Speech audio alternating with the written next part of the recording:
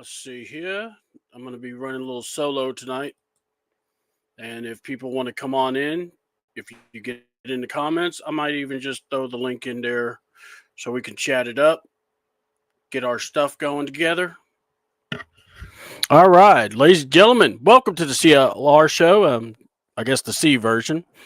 It's all good. I got Ladarius said he'll be stopping by. He's taking care of stuff with his dad, so it's totally fair, totally understandable, Ladarius. You just take care to do what you have to with your family. Family first, brother. All right, look, let's talk, man. We're gonna get everyone going here. I'm throwing the link so people understand where we're at. So let's see here. Do do do.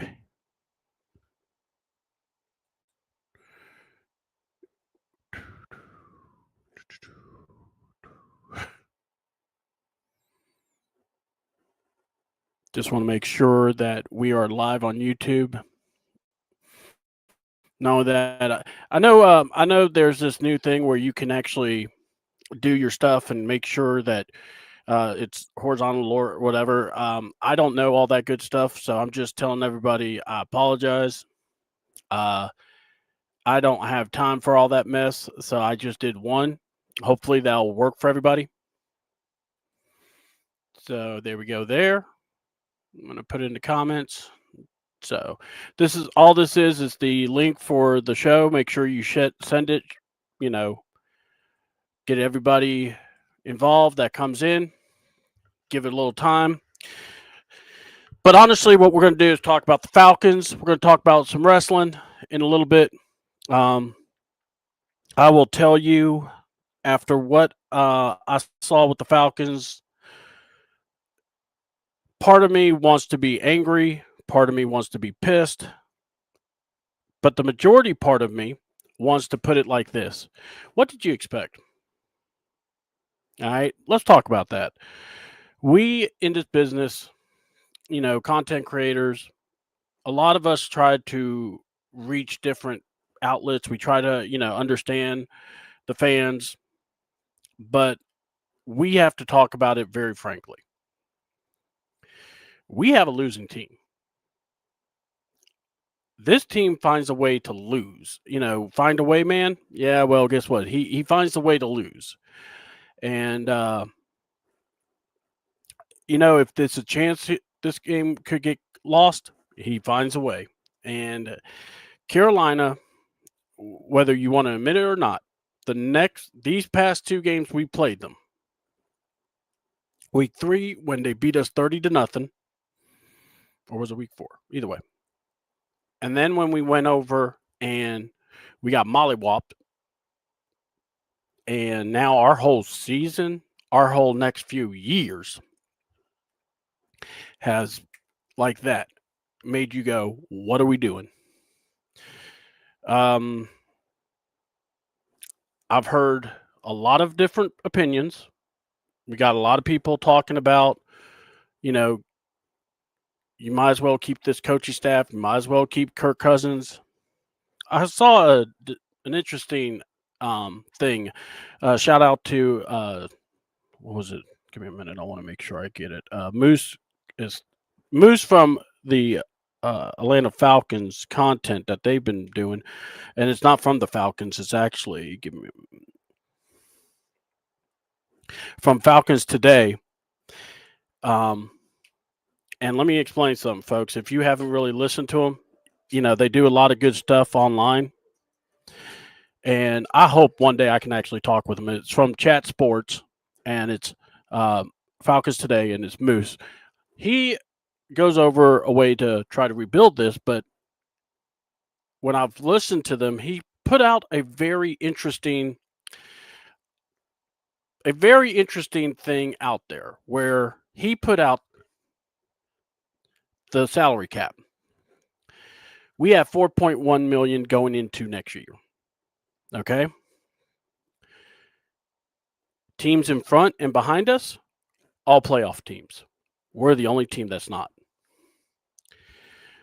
That tells me we must rebuild. And it is, that word does not go well. we're looking at 8 years straight of no playoffs. And let's be honest, no one in this room, nobody online can really say broke ass Kirk Cousins, no Drake London, this receiving core that looks like, Pop Warner, kids are playing in it. We don't have anything. So how are we going to win 7 games? A lot of people talk about this defense, how great this defense is. No, this defense is good at sacking quarterbacks. Let's give them credit there. Congratulations. You focused on the weakness and you got to build. Problem, you can't close games still. Third down is atrocious. I don't see any player IQ. I do not see any stops. We used to be able to look at Jesse Bates as making some real good moments to turn the game for us. We don't even have that. This team has disappointed throughout this year. It's been nonstop disappointment. Look, do I think Ulbrich has been a bad hire? No, I think, if you get guys and you coach them up and you bring the best out of them, I'm not getting mad at that. I think he's done good, but I cannot sit here and say this man has been a great defensive coach when you've lost 5 in a row.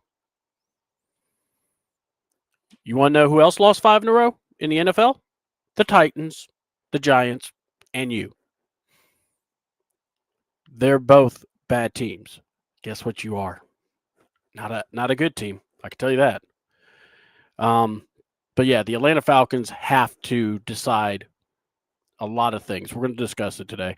I was hoping my guys would be here, but we're going to really dive in. I'm going to dive in anyway because it's frustrating. You watch, and here's why I'm frustrated. I don't have skin in the game, as in I don't go to the games. If you don't, we're going to open a little bit. Y'all get to know me. I'll know y'all. I'm disabled. All right. I had a severe back injury, broke a bone in my back, cut nerves in my thighs, and it's been very hard for me to do stuff. So, with that being said, I don't go to the games. All right. I went to one game, and it put a lot on me. But I mean, the Benz is beautiful. Problem, it's not the Georgia Dome.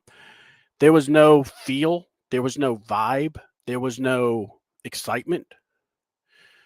I was hoping when I went, I would felt that passion, that excitement like I did at the Georgia Dome. Man, you go to Georgia Dome, even if we weren't good, you felt good there. You just felt like, man, this is a good feel. Yeah, you don't get that at the Benz. And the Benz, beautiful place. You can walk. It's like a Taj Mahal. Congratulations, Arthur. You made a very beautiful stadium. Problem, there's no soul.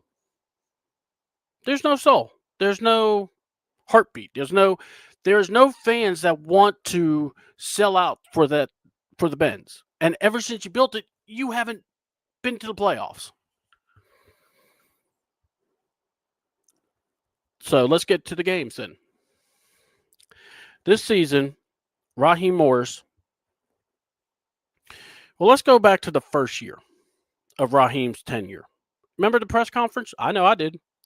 Talked about how they needed an elite processor. You needed a great quarterback. Now, me personally, I remember talking to Ron, and I hope Ron could get here, but I remember talking to Ron and saying, man, go get like a Jacoby Brissett, go get you like a Sam Darnold, cheap on money, let them take the hits, go draft you one of these young cats, these young guys that people talk about are going to be really good quarterbacks. And Michael Penix was part of that. So I'm not going to say, oh, I didn't want Michael. No, I like Michael Penix. I thought, if it naturally came down and you were able to get him, cool. If you had to trade up, I don't know about that. I thought, you could reasonably. Or you could trade down. I thought you could trade down. That's me. And a lot of people didn't want to hear that. So we didn't. Obviously, we didn't. But we signed Kirk Cousins. And then I'm like going, oh, All right, so if we're drafting Kurt, or if we signed Kurt, he already cost us a pick. Let's trade down, maybe get like a Dallas Turner, somebody, and see what we could do. Let's try to build this defense. Let's try to, maybe get another offensive lineman, something. And we drafted Michael Penix. That was a really nut punch. And it's not because of Michael Penix. I will keep saying, I don't think Michael is the problem in all this. The problem is the fact you went off and signed or looked at a person like Kirk Cousins, who came off an ACL. Then you draft Michael Penix, who's had ACL issues. Now, am I saying protect Michael at all costs?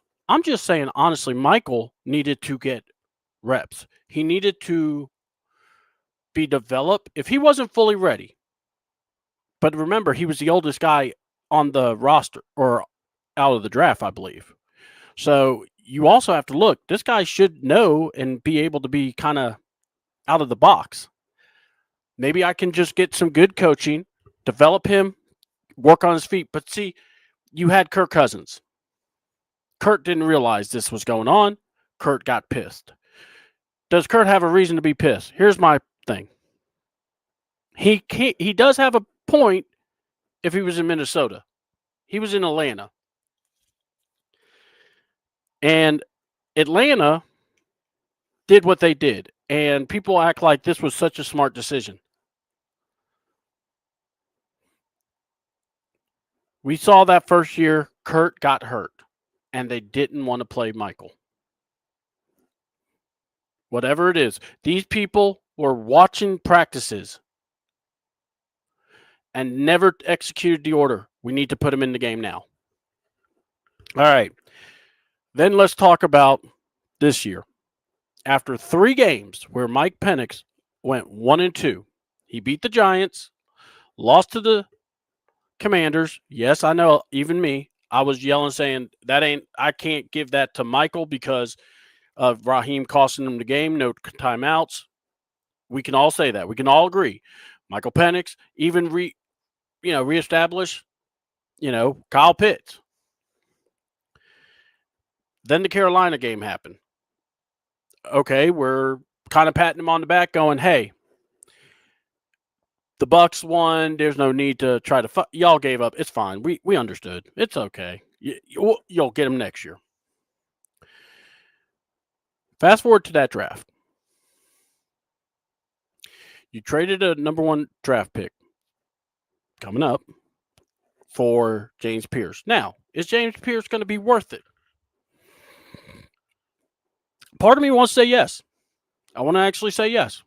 But the other part of me wants to go, he's only got 2.5 sacks.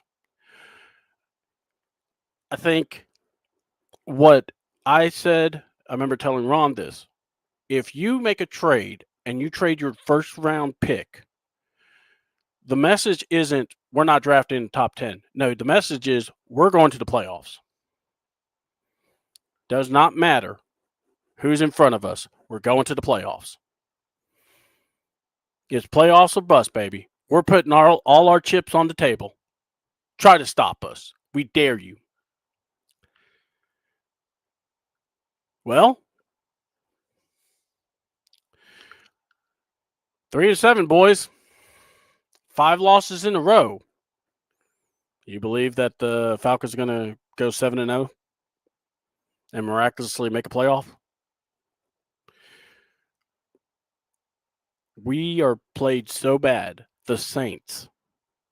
Listen to me now. The Saints have 1 division win where we don't have any. The Saints are favored in this game. The rebuilding Saints are favored against a team that should be talks of playoffs. Let that sink in. This is rivalry week. This is hate week.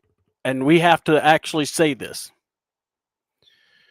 Raheem deserves to be fired. You cannot Look at the job lack of job he's done. You know, we're going to talk about the media, by the way, because I'm sick and tired of Carl Dukes, number one, Mike Bell, number two. They have aggravated me so much, I won't listen to 92.9 The Game. The only time I'd listen is during the Falcons game, so I can listen to Arch and Wes Durham. But I will not listen to the other turkeys. All those guys want to be positive-minded. They want to kiss the booty of Arthur Blank. They want to kiss the booty of Raheem. Fine. Y'all do that. Y'all enjoy it. But y'all also enjoy your Sunday show when you do your little videos, how y'all are having meltdowns over the fact your teams suck. Steak Shapiro. Now Andy Bunker, of all people, Mr. Positiveness. Chris Thomas, whoever he is. Mike Bell and his, hey, I paid for season tickets. Look at me. I'm a big, tough guy. Man, whatever. You're only 5'11" in heels. Or 5'8" in heels. And then you have Carl Dukes, who thinks he knows it all. And all he is a loudmouth. Yeah, I said it. So, and you could clip it and send it to them. I don't care. Because all he's going to do is block it anyway. He's so high and mighty, he doesn't ever want to, go down to the lower folk, because he's Mr. Texas, he's Mr. Carl Dukes, he's put them up anyway. So look, watching this, I came in with the conclusion. I was seeing my friends going to the Falcons training camp. They were all excited. They wanted to see Michael Penix. The team had a different zeal about him, a different thing. I mean, Jalen Walker, you had, James Pierce, this defense, what it's going to look like. Look, I understood. But I kept looking over this team. I looked at the roster, and I kept saying the same question. Tell me how a team is going to the playoffs. Tell me how a team is going to develop a quarterback where honestly there's no development. You do realize when Michael Penix got ready against the Giants, he didn't have quarterback reps with Kirk Cousins or with Drake London, with Kyle Pitts, Mooney, Bijan. From week one, hell, we don't even know in preseason what they were doing. They were probably playing tiddlywinks. And from all of there till now, we're looking at them going, what's going on? All right, fast forward this year. People are hype. Man, Tennessee. Man, Michael Penix was ready to throw down against some of those boys in Tennessee. Well, Tennessee's a last place team. It's kind of easy to throw your weight around a team that you should be better than. Then you had the, as I like to say, wait till you see Kyle Pitts. Ooh, they are sinking. You know what they're doing. See, DJ Williams, that wonderful, smart quarterback's coach, who only works with the backups, but he knows enough to say this on camera. Michael Penix, Kyle Pitts, go to games together. That's the secret to their clicking now. If you believe that, DJ Williams, you should be fired. Because you're no better than TJ Yates. You're that big of a dumbass. I'm sick and tired of it. I have had to hear how great these coaches on our coaching staff is. Let's talk about how great these guys are, shall we? I wish I had the picture of everybody hanging around Michael. And I wanted to add more people. And just go, overcorrecting much? I mean, look, I didn't even know what DJ Williams looked like. And next thing I know, all of a sudden, say his name and he appears. I don't believe in DJ Williams. He is a loser. Oh, but he's supposed to be working with Kurt. Okay, yeah, keep saying that to yourself and you might believe it one day. Heath's failed. Zach's failed. It is okay to say the freaking offensive staff has failed. Here's another one for you. Mr. Ledford, everyone's favorite offensive line coach. I think you're overrated. I hear about you, but I still see a bunch of mistakes. I see a bunch of scrubs. Are you not able to coach up these guys that are there? I mean, look, you're playing in an offense where you're supposed to be hidden. I mean, we don't go under center. We play the pistol. We got Find Away Man and Pistol Boy. I mean, look, I look at Pistol Boy, who can't wait to go to Oklahoma State. Go. Just get out. Everyone's like, oh, well, let's give TJ Yates a shot. You mean the same TJ Yates that kept saying, I don't know. By the way, the same TJ Yates in charge of the receivers. What have they done since they've gotten rid of Ike Hilliard? Take Drake London out. Oh, now we got to get there. They've done nothing. Absolutely nothing. The Atlanta Falcons embarrassed the city of Atlanta. It's plain and simple. I look at what they've done with the team. Hold on. See my brother. What's up, Ladarius? Hello. How you doing, bro? Is Dad all right? Oh, yeah, he's good. He had an appointment this afternoon. Make sure he got there. So, Awesome, so if, awesome. if I drop out for a bit, then he's gonna call and say when he's ready. Then I send the lift, and yeah. Oh, no problem. You look. You know I got you. You do what you have to. All right. So we'll make do. I'm just look. We're going to talk about the Falcons because after what Carolina did, Carolina just wrecked the whole year for this year and the next couple of years. Yeah, And we're I about to go. Yeah. I mean, I you don't know. go ahead. Have you saw the numbers where the Saints are actually favored in this game? Yeah, and the thing is, I'm not surprised Yeah. because given that obviously no Penix, I don't think Drake London's playing this game as well. I don't think. No. I don't Drake. know. Yeah. So Drake's not I playing. think Drake moves the line. Penix obviously moved the line, but not having Drake London. So the question becomes, if you're if you're in Vegas, it's like, well, the Saints have Chris Olave, and they have Kamara. They have more weapons. They maybe from an offensive standpoint, but I'm not surprised. And given that the game is in New Orleans, like naturally, you know, better like sometimes it favors the home team to an extent if it's like a coin flip. So it's not surprising in that regard. Yeah. And then and they saw Kirk Cousins play football too. So and that affects the line. And like I'll say this, and I'll give it back the floor to you, back to you. Um, I think what's concerning is that like I want our team to win. Just be clear, but we have to be honest. Yeah. No. Like, Yeah. we have to be honest here. Like Carolina is not a terrible football team, but when you look on paper, this is what I say on paper.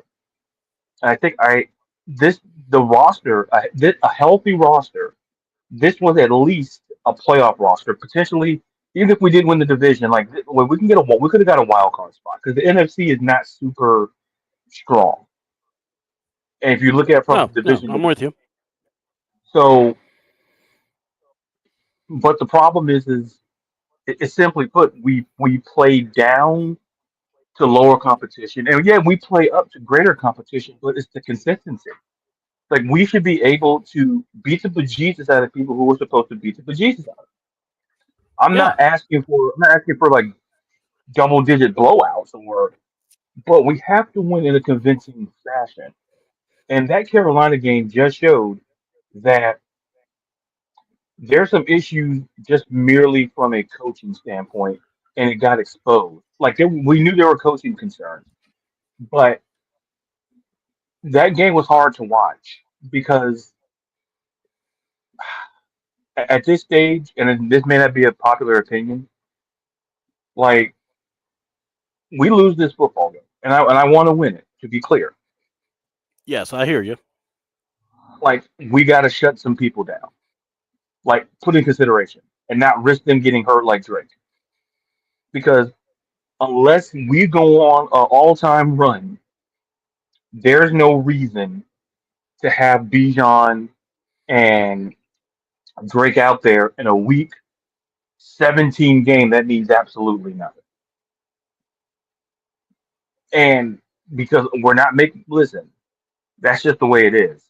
The way I see it, I would start shutting people down long term. And you see it all the time, like, oh, your team sucks.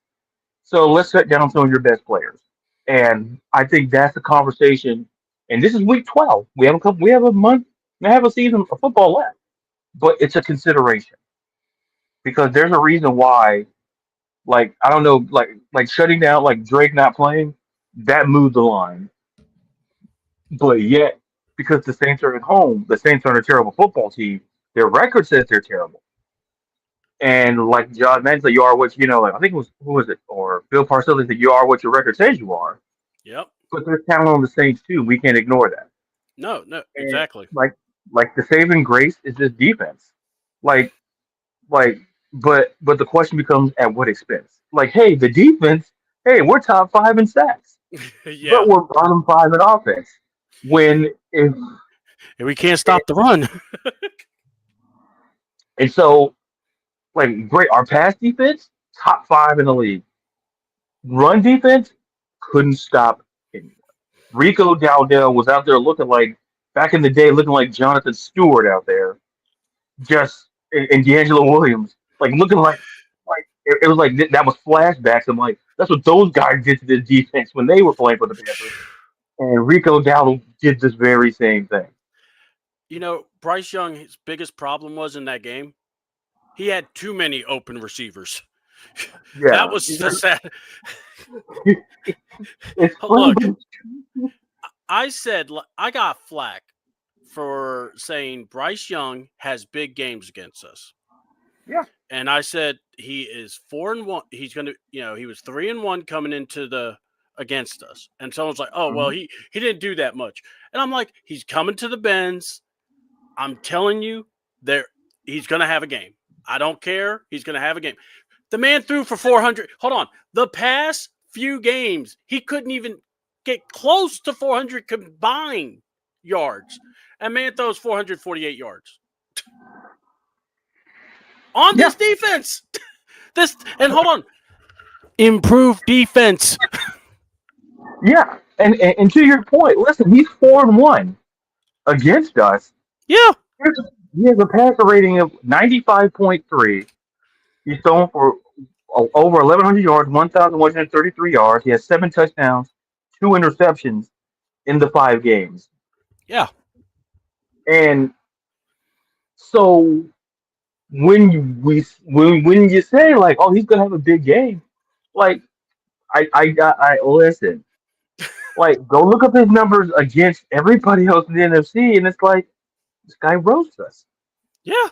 It's like Especially in the bins. it's like it's not like he should be roasting us in Carolina. No, he's roasting us in a building that happens to have our logo outside of it. And everybody in the stadium just so happens to have our colors.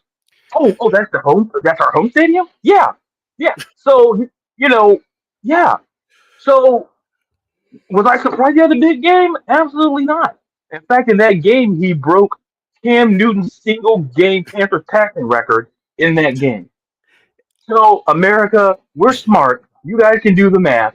And when was the last time Cam Newton was a starting quarterback for the Carolina Panthers? How long that record stood? How many quarterbacks have been under center? And Yeah, Bryce Young broke it. little So Bryce. you let a guy who I was told he was 5 foot nothing. Well, he looked like 5 foot something every time he plays us. Well, not just that. we knocked the kid out, and he comes back, Yeah, and it's like he was making plays, and like I said, it became to a point. I'm going, he could throw the ball to just about. It's not who's open. It's okay. Who wants to get the? I think it was like 6 receivers got a play of 20 or more yards. yeah, Ladarius, those numbers only happen in Madden. It shouldn't yeah. be happening in the NFL. They shouldn't. And like I said, when I preview games, I look at stats. And when I do my videos, I'm like certain stats stand out. Like if I preview this game, I would have told like this Panthers offense is not super terrible. Like we No, talk about like they put up these sort of numbers. So it's just the problem is that like Bryce Young's problem, like I hear, oh, like he's too short for the position. Yeah, but if you know how to use your quarterback, and I can't stress this enough, you and I say this on my show, I'll say it on any show yeah, possible. yeah, When you're a franchise, your job is to cater your offense to your quarterback. Your job is not to force the offense onto the quarterback. If your quarterback can't be a three-step drop quarterback, then guess what you shouldn't be doing? Bryce 3 step. Young ain't has no business can't be doing no three-step drop. Because can he see over the offensive line? Not picking his height. Listen, I'm 6'4". I'm not picking on his height. But you see how you see Dave Canales was brought in to for that reason. Can you help fix Bryce Young? Because before we call this man a bust, can you fix him? Yeah, And the fact of the matter is, it took like he benched Bryce Young yeah, and put in Andy Dalton, and Bryce Young was healthy. He said Andy Dalton knew the offense. Like Andy Dalton looks like a quarterback, veteran type quarterback. So Bryce could learn because he never learned in the offense. exactly. So, and what you saw in that Atlanta game was just like that was a culmination of everything that, like, what Dave can have. Like, this Falcons defense is not terrible, but it seems when Bryce Young shows up to the Benz, it kind of feels like should he be in our locker room and not the visiting locker room because that's how he plays. And that game was hard to watch because, like, to your point, the Tetra McMillan looked good. Everybody looked good. Everybody. There, Tommy Tremble, the Yeah, tight and end, people are like, and who the hell is Tony Trimble? oh, Exactly. yeah, Like, he's not even the starter, folks. He's the one of the no, backups. yeah, He outshined Kyle Pitts, and I'm about to go on that one because look, you know, you got a lot of holes into this boat, and my favorite thing I heard people, Mike Bell and Carl Dukes saying, guys, Kurt could take us on a run.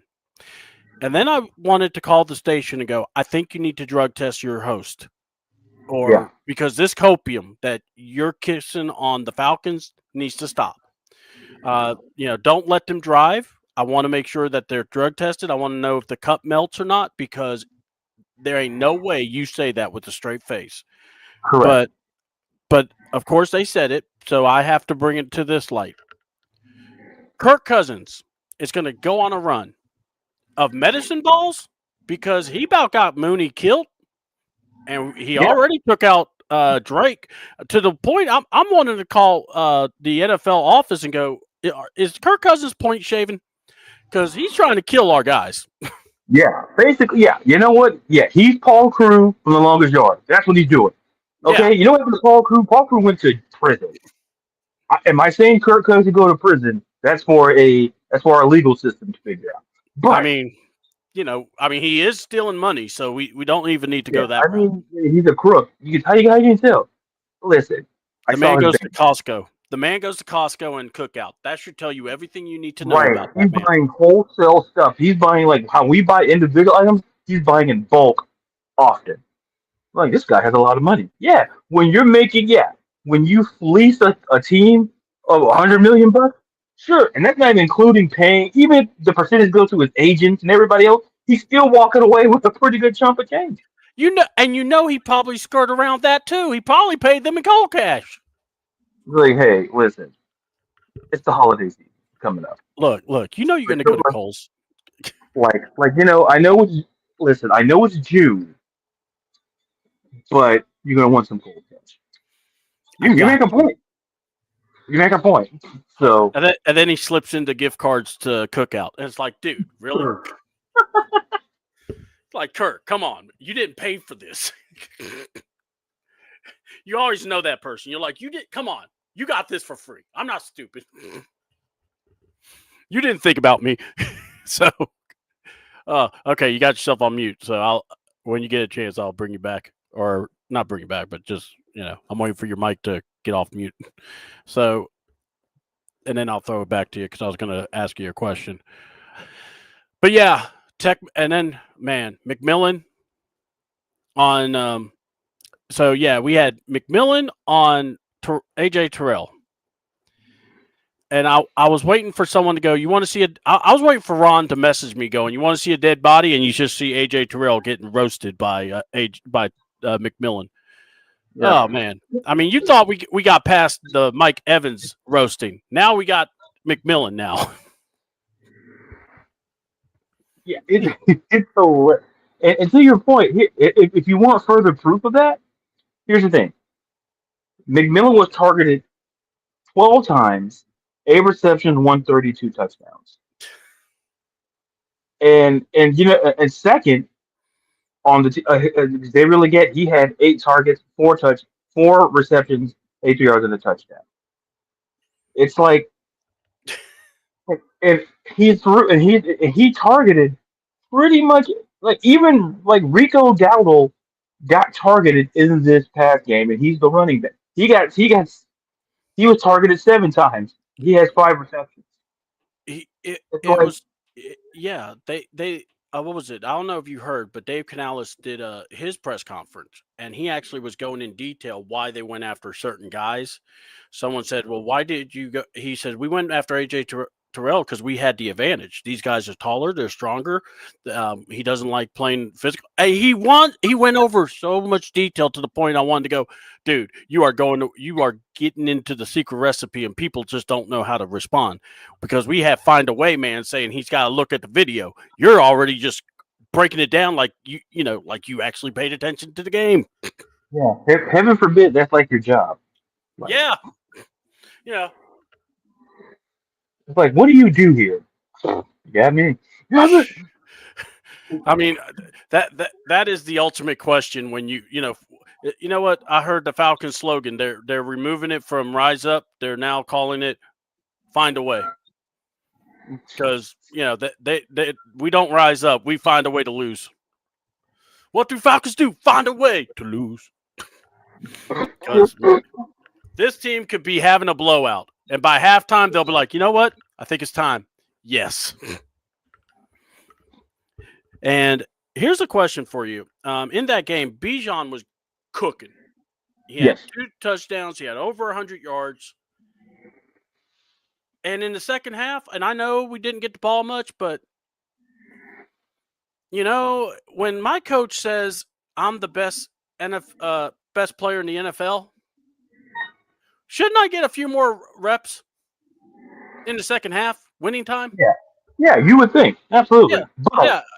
Or at least be on the field. Look, if I got to be a decoy, I can probably work with it. I can, the receiving issue is an issue. Maybe I can, relieve some issues. Maybe I can be able to get out in the flat and, make some plays. You had Bijan and Kurt together, or not Bijan, but you had Tyler Algier and Kurt together. And the Panthers defense just said, guys, don't worry. If they throw it, they can't catch it. Let's stop them. And that's basically what they did. It was embarrassing. And you got Kurt, YOLO balls. You only live once because he's about to make sure you don't live anymore. They catch that ball, they're going to see the expiration date as they get walloped. I mean, my God. I mean, I'll bet you the receivers, when they heard Kirk Cousins was the starter for the Saints game, they were like, damn, Lord help us. They're already contacted their priest. They had to get all their stuff in order, make sure the will and testament's in, because they already know Kurt's going to get him killed. It's we laugh because we're tired of crying. Like because hold on. We're in the rain, and we're just standing in the rain, just letting the water beat us, hiding our tears. Yeah, it's to the level where it's like when the opposing head coach tells you why you went after your team's number one receiver, and you're like, and you look at like Leggett and you look at McMillan, like the size and physicality, and they know that, man, I think we could win against the wide receiver one. He didn't talk about the CB2. He No. didn't talk about he didn't talk about the dime nickel quarter packaging. He literally specifically talked about why he went after AJ Terrell 12 times with Tetra McMillan. Hold on. Not just that. But by the way, another guy that I think was legitly on Team Kurt throw the game away, Natron Means, my man. Yeah. At that point, I believe we found a new guy for the new commercial where it says "Want to get away." Natron Means should be that in that picture. You get cooked for a touchdown, then you go fumble the ball. And then you get cooked for another. It's like, dude, you were victimized. It's one of those things where you, like I said, it just when you like the score. Here's the thing: the stats, like you watch the game, is like, yeah, this game had no business going to overtime, but it did. And here's the thing: like with Penix went like 13 to 16, 175. Kirk Cousins went 6 of 14 and 48 in relief. And once again, Bijan, and actually we had like a Darnell, like Drake London. Oh, he led the team in receiving. Who led the team in rushing? Yeah, this the two. It's like you signed Darnell Mooney, you have Kyle Pitts, and from a pure offensive standpoint, like I'm not saying the Panthers defense is trash, but like why can't like Raheem Morris get to the podium or Zach Robinson and these guys go to the podium and just explain, like do what Dave Canales did. Like he literally went after your top corner and treated him like he was like this, like the fourth corner on the field, and he explained to you why. But yet, our head coach, and listen, I was on board. I'll be the first to admit, I was like, oh, we got to support, Coach Rock. And then I just started watching more and more games this season, and I'm like I can't do this because it's like this. You can watch a game. It's like Brian Daboll knew he was going to get fired. He's like, oh man, I'm going to get fired. Yeah, it's like even in college, like as a Gators fan, I knew Billy Napier was going to get fired because it's like people are like, oh, they should have fired him the year before. And it's like, yeah, but they're like, okay, we'll see what he can do. Actually, you know what ended Billy Napier? And people aren't going to say it. That loss to USF, buddy, we're a top 25 team. I'll double down. We're top 50 in the country at that point. USF, we lost to a school further south than who literally is at the other side of this state. And why? Like I'm like people are like, why are you saying that? Because you can't be losing winnable games. Like at the end of the day, like if we had lost to Buffalo, like oh okay, it's Buffalo. Mm-hmm. And surely you think, oh, we could beat Carolina. And statistically speaking, we were better than them in any way. Yes. And yet the scoreboard said, we couldn't put nothing on the scoreboard. Our kicker when we thought Sam Darnold was seeing ghosts, our kicker was seeing ghosts. They didn't know what they were doing. It's like, and by the way, for the record, we have a kicker on the front on the front, Lenny Creed. What is he doing? We're going out signing other kickers. Like maybe use the guy that you have on the practice squad. How bad? How bad is your backup kicker that you had to get Zane Gonzalez, Mr. Supermodel that wants to play with his hair on the sideline? It's like, where was Lenny Creed kicking the ball? Was he kicking it down here? Like, where was he kicking it down to? Where was he kicking it? When he lined up, did he lined up the wrong way? I mean, I don't know. Did he kick the ball to Athens? Like, what are we doing? Did you kick it to Stanford Stadium? See someone in Georgia, like the George, like, where did that football come from? Wait, is it Atlanta that way? Like, yeah, exactly. Like, that's how bad he missed. And you see the Georgia kicker, didn't be me. Right. Because you know what? Yeah. And it's like you have a kicker on your team, on your practice squad, and you sign somebody else. It's like this. And like people, it's like this. It's like when you're dating someone, and like, oh yeah, I'm a taker, and then you take her best friend. And you wonder why because it should be like, oh, I've been having feelings for you, and then you date her best friend. That's what the Falcons are doing to Lenny Creed. It's like, hey, Lenny, we love you, but we're gonna go sign Zane Gonzalez. Like, he plays with his hair. Well, listen, put a mirror, put some vanity mirrors, and listen. Hey, how you doing, Maggie? It's like put some vanity mirrors and solve it. Like, he's combing his hair. Listen, people talked about Sunshine from Remember the Titans, but when he got on the field, my guy bowled. Like, oh, he's a pretty boy. But when he stepped on that field, he was something.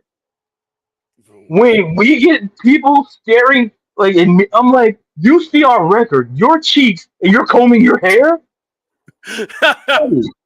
Hold on. So, last week you gave us the best, analogy of Michael Penix stepping out. Now, his injury. Listen, America, I'm telling you, if the person you're with is at it's 8:30 at night. Oh, I'm going to the store. You're like, why would you go to the store at 8:30 at night? That's a great question. It's a sound question because they're going somewhere else to get what's already in the house. You should be concerned.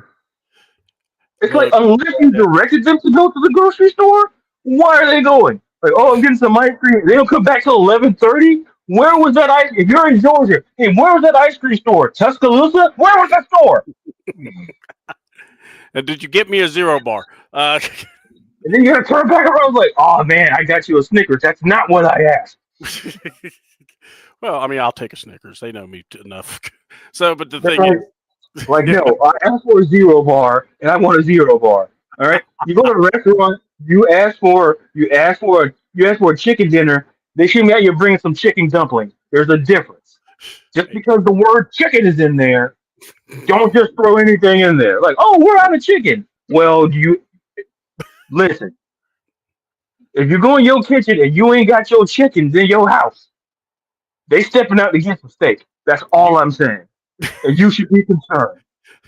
You should be very concerned. And poor Michael Penix on that podium, this man wanted a chicken dinner, and this man had to go to Ryan Grubb's house, had to call Ryan Grubb at 2:30 in the morning and be like, hey, Mike, it's okay. I'll send something over, okay? And then you see like Zach Robinson, hey, who are you talking to? Oh, I'm talking to my mom. Sorry. Mom. You're like this, like, oh yeah, he came in again. Yeah, that guy's such a doofus. You got him, but then you also have Zach calling people going, how my play calls looking? Bro, it's 3:30 in the morning. Go to bed. Even on the West Coast, people are asleep. The only place, unless you're calling somebody in Hawaii or Alaska, yeah, it's still decent. But buddy, in the continental United States, you're here calling people late at night, go to bed. Oh, you love my defense? Yeah, buddy. Is this it's like high school for you? You need some sort of like to feel good about yourself, buddy. This is why. Like, oh man, your defense. Listen, your offense is great. It makes our defense look so great. Keep up the great work. That's not good. It's like if a girl, if your significant other, personal. Listen, we don't discriminate here on the show. Listen, Yes. if someone you are crushing on says, "Hey, do you like me?" They say, "Oh yeah, I like you," and then 5 minutes later, you see them hanging around with the other person. That means that's your sign that maybe they lied to you. I'm just saying. Or they're Like, that dumb. it's like Michael Penix should feel the same way. He feels like Usher in a 2000 R&B music video, staring outside in the rain, or in the burn music video where all like the palm trees are burning. He's like, it's gonna burn for me to stay there. He burned people on that stage, and it came. You know what? It came from his heart. And guess what? And it was a long time coming. Literally, the first couple of go look at the lyrics to Usher's "Burn." That's essentially what Michael Penix did at that podium. He's like, it's gonna come from my heart. It's been a long time coming. You damn right, it's been a long time coming. You know when it first came? His rookie season, when he saw Zach Robinson and he saw Kirk Cousins, like, man, that's gonna be me out there. He knew. He Yep. knew. It's like if this ain't Patrick Swayze and Ghost, all right. By the way, saved a lot of lives, all right. Like just saying, hero of the movie, got the bad guy in those ghoulish spirits. I'm just am I saying Zach Robinson is one of the ghoulish spirits? I'm not trying to say anything. I'm not trying to get sued. But the point is, the parable says the same. I mean, that scene can, work for certain people there. And, anyway, so look, And it feels like Zach Robinson is like remember that scene with the clay and the molding. Like I don't know whether that's Raheem Morris or Kirk Cousins or that's Zach Robinson and Kirk Cousins because the damn show ain't Michael Penix. Because you see Michael, hey, hey, hey, Zach, it's Mike. We're supposed to have a film session, and then he's with Kurt. Oh my love, they're making a base. Like they don't care. The film's been on for like 3 hours. They're not showing up. They got all that. hold on. He's stuck with TJ Yates going, I don't know. And then you're like, oh, go to Yates. And Yates played like that dumb guy who think he gets away with something, like getting away with calling himself a coach. Like, oh, what are you talking about? It's like this man loved that podium. Everybody should have been fired. This man said he had to go outside and get his groceries when you got a grocery store in your house. All right, it's like you go to the Piggly Wiggly, which is a half a mile away, and you drive past the Piggly Wiggly. You would rather go to Walmart, who has the same thing you're looking for. But Mike says, I don't want to deal with Piggly Wiggly. I want to deal with Walmart because I don't trust the people in Piggly Wiggly. He don't trust people in that building. And you know what? I'm just saying, he has a point. He's calling Ryan Grubb. You're calling Ryan Grubb. Ryan, This man's like help somebody me. say, like, man, this guy doesn't know what he's doing. This man, he tried to give me a sandwich with mayonnaise. He's plain. Hey Zach, what kind of sandwich you like? Oh, like a simple, yeah. Like no ham or meat. Oh, like a straight mayonnaise sandwich. You're fired. You're fired. Fired.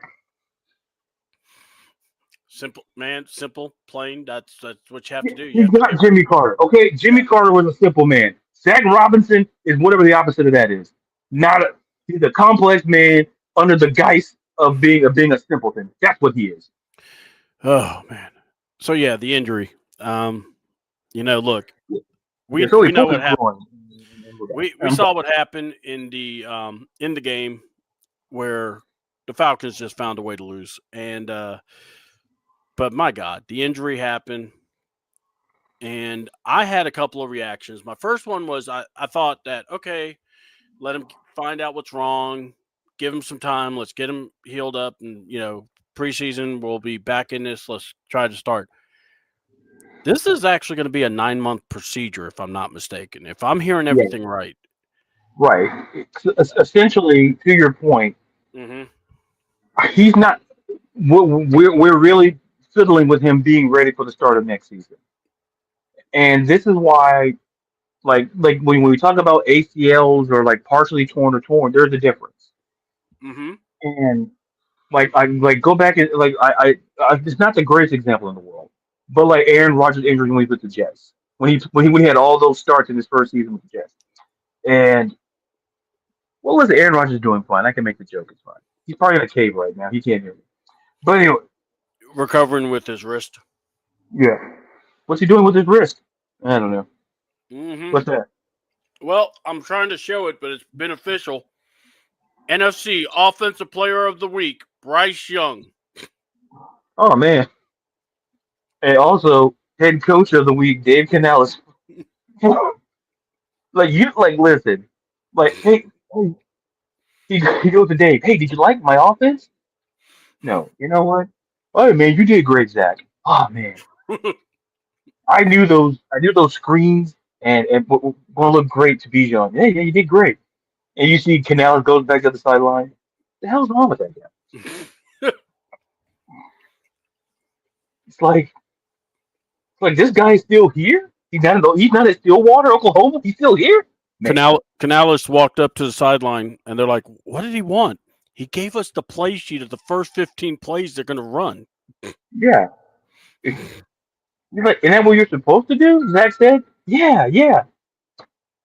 It's like I looked at him. I was like, I was going to tell him, you're not supposed to give it to me, but I went ahead and took it. And so I here's didn't what want to we're be going to do. rude. Yeah. Look, I didn't We're want to going be to rude. We're gonna So, look. I kind of feel bad for Bijan. I started him on my offensive team, on my fantasy squad. So let's let Bijan score a couple of times, all right?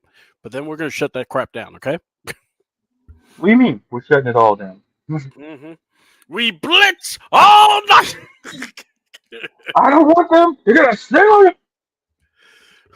If I see them call, I'm like, bro's out there. Like, you can go in there and start slapping people. Like, bro, you can't do that. Like, it's high school. You can't go around like in that whole movie. Like back in the day, it's simpler times. Like, Jesus, like, I'm gonna put my foot in your John Brown. Like, hi, like, sir. Hold on, and then hold on. So you're saying, "Oh man, that's a little rough," and I'm over here going, "Do it, do it, do it." Yeah, it's like the two, it's like the shoulder thing. Like, we're on one shoulder, we're on the other. Like, man, come on. Even if he's like, we're gonna blitz all night, bro. It's the first quarter. They haven't really played. They Now, haven't hold on. really played. Now, see, it would be Jeff Albrecht if he did it all game long. He only does it for a couple of quarters, and then, or the first couple of downs, and then he, plays zone, and then gets beat, and everyone's just going, "Man, why did everyone get so wide open?" We blitz some of the time. We blitz a quarter of the time. What do you mean all night? No, it's not that movie. Sorry. I don't know who told you that, but clearly you're missing. What do you think we are? Actual winners here? Hey, man, 1, 2, 3 combo. Oh man, should we? I want to go to Tijuana. We're going to Cabo. But wait a minute, don't we have a game next week? We don't need to show up there. We're gonna have the fans are supposed to be doing the parade again, and they're gonna look stupid, and then we'll just not show up either. Man, we're gonna forfeit the game, and you know what? We're all healthy, and we're here drinking pina coladas. Come on, it's a great plan. Is that Kirk Roger Cousins, Bell? Oh, you see Roger Bell? Go. Kirk Cousins and the scrub receivers show up. Hey guys, what are you doing? He shows up at the game, and then Ronnie's like, "Man, the whole team didn't even show up. I don't know what's going on." And then you see the University of Georgia. Can we use them? No, they said no. Georgia said, Kirby? "No." You see Kirby? Get the hell out of here. Really? Like, this is a bye week for us. Don't you guys play? Don't worry about who we play. We're not showing up here. What was it? Someone goes up to Kirby, or Zach tries to go up with his 50 play. Kirby just punches him. He's like, "Get that shit out of my face." Listen, I'm in college. I don't get fined. Like, wait, what the hell? Like, you look in the rule book? Yeah, that sounds about right. Wait, what? Do you know who I am? I am Steve Sarkisian's daddy. You see Steve? Yes. I love you, Daddy. And then he goes, Brent Key, I'm coming for you. And then he cut him off. Now, you know what? I feel like when he sees Brent Key, he kind of has that a little bit of man, I like him. I like him. You know, he's a good guy. You know, he has that psychotic look like he gonna kill somebody. Like stacking papers. Brent Key, Georgia Tech, we coming for you. Kirby, stop. Kirby, what are you thinking? Let's see. We coming for Georgia Pride, sucker. Brent Key, we coming for you. You know, it's funny though. I really do like. Hold on. Oh, yep. Yeah. Well, hey, this is what we do. We look. Either we laugh or we cry, and we don't. We look like a bunch of ugly cries when we cry. For Maggie, it's the good kind of crazy we hope. Yes, we are. You know, there is no. You know, we are the loose boat in this. We're on a boat. Yeah, we're on a banana boat. We're on a banana boat. That's gonna get. Yeah. Banana. Me. Look, you know Craig. He's all about putting wild stuff out there, and I can see him putting that on there. Always the bridesmaid, never the bride. I don't think they're the maid of honor. Like that's the thing. Yeah. I don't think that's. Oh God, Lakers. I think they sit in the furthest back of the table at the wedding. Hey man, it's a great view. What are you talking about? You know why they sat here, right? Yeah. No one ever wants to know that, man. And we got Mr. Ron Thomas. Look, I saw you calling my phone. That's why I went ahead and just resent you the link. What's up? I'm like, I'm in the middle of talking, and I see Ron trying to call my phone. I'm like, yeah, I'm going to bring him in. What's up? Man, not much. We're just talking about the history of the Falcons, and I'm not going to call it event session because somebody earlier did that, and I want to thank those people for allowing me to be on. But I'm also doing how bad is it? Or it's like this: check the temperature in hell because we're in it. Mm-hmm. So Ron, anything you want to talk about with that amazing by the NFC Offensive Player of the Week, Bryce Young, his performance as. If you didn't know, Dave Canales actually went into detail about how they went after your favorite cornerback, AJ Terrell. You want to talk about that? Do you want to talk about the collapse? What would you like to talk about with this game? Since you here now. I want to say so much, but it's so little. Oh no, Ron, let it out. We got you. It's all good, man.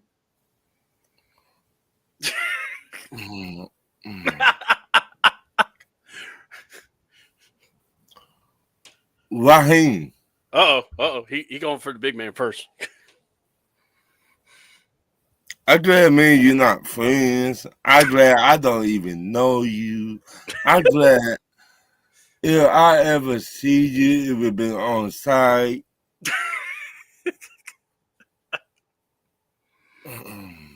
We just gotta find a way. We gotta find a way, Ron. You got to go. I started looking at you and your tight pants. Don't my ankles look good though? Hell no. Everybody venting. Oh yeah, that's what I do here, Maggie. That's why I'm helping my man here. It seemed like after every game, you said the same thing. Just got to watch the film, man. Ain't you tired yet? No, just got to find a way. Ain't you tired getting embarrassed? Ain't you tired with the emotions?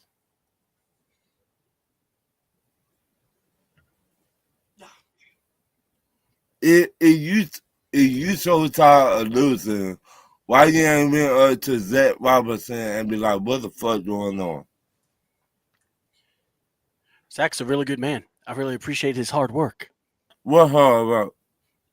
He goes to the to the gas station. He gets 10 liters for everybody and juice boxes. He does an amazing job. That it just I'm finna say that I'm glad I'm not in the city no more. It would be on site.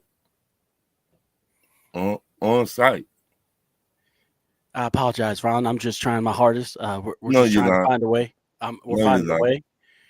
No, you just trying to make her every excuse, and you think you would say something and read the fan, and you think you just would throw it against the wall, and it's gonna stick. No, it's not gonna stick no more. Don't be tired of your shit. To be fair, Kirk Cousins threw those medicine balls. I did not. Oh, who's the one that hit funky ass a job? To be fair, that was Terry Fontenot. I had nothing to do with be it. fair, you brought his motherfucker ass here. So that's strike 2. But I'm looking at the screens. The screens tell me I'm doing pretty good. Really? You gotta do that to me. That's masterpiece theater, bro. Like I said, thank God I don't live in the city of ATL. You know, look. When we were up 21-7, and then they got that field goal. In my head, my first thought was, I had a thought where I went, okay, they look like they're doing pretty good. They have that, because they were doing their Falcon front running. You know how they do. They start getting on the roll. And my last thought I had before anything else was, are we going to try to push this lead? Like, we got 28. Like, can we get to 28? You know what I said? Mm-hmm. This the Falcons. Oh, no. By the way, I said the same thing. I'm just saying, when I was watching, right. I was saying to myself, I wonder.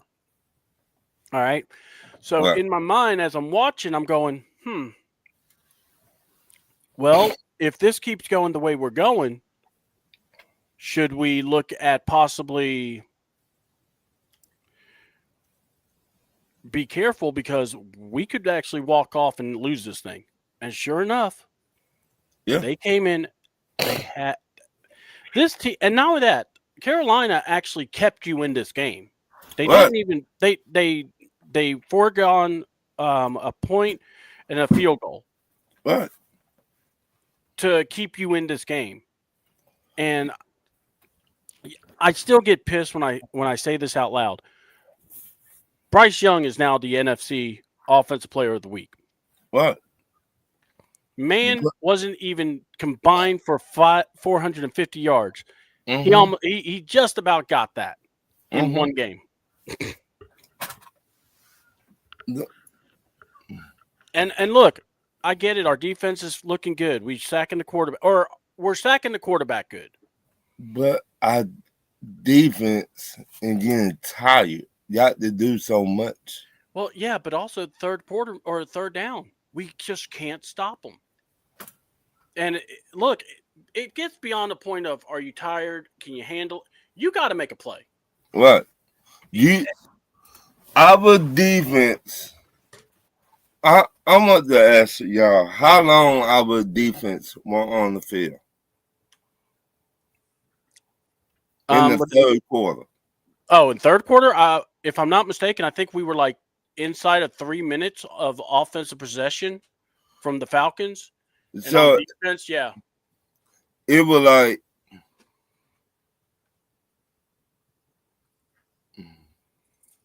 I think our defense checked out a long time ago. In that game, yeah. I'm not going to argue that point. I think. No, I talk about overall. Yeah. I mean, well, look, they play hard. It's like you could tell there's times they're in it. Their minds are in it. But, man, that game starts getting late. And, yeah. That my point right there. And, like, you just see they're looking at Raheem like,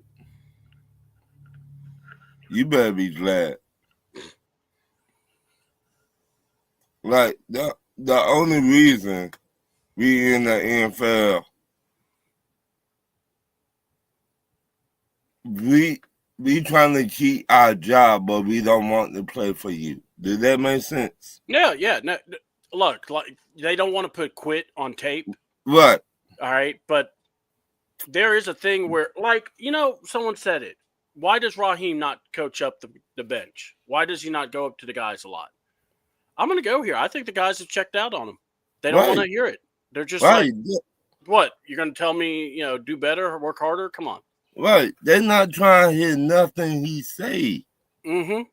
If I'm there, I'm not even trying to hear nothing he say. I've been saying, and remember, when Raheem first came here, I said he was what? A car salesman. Yeah. No doubt.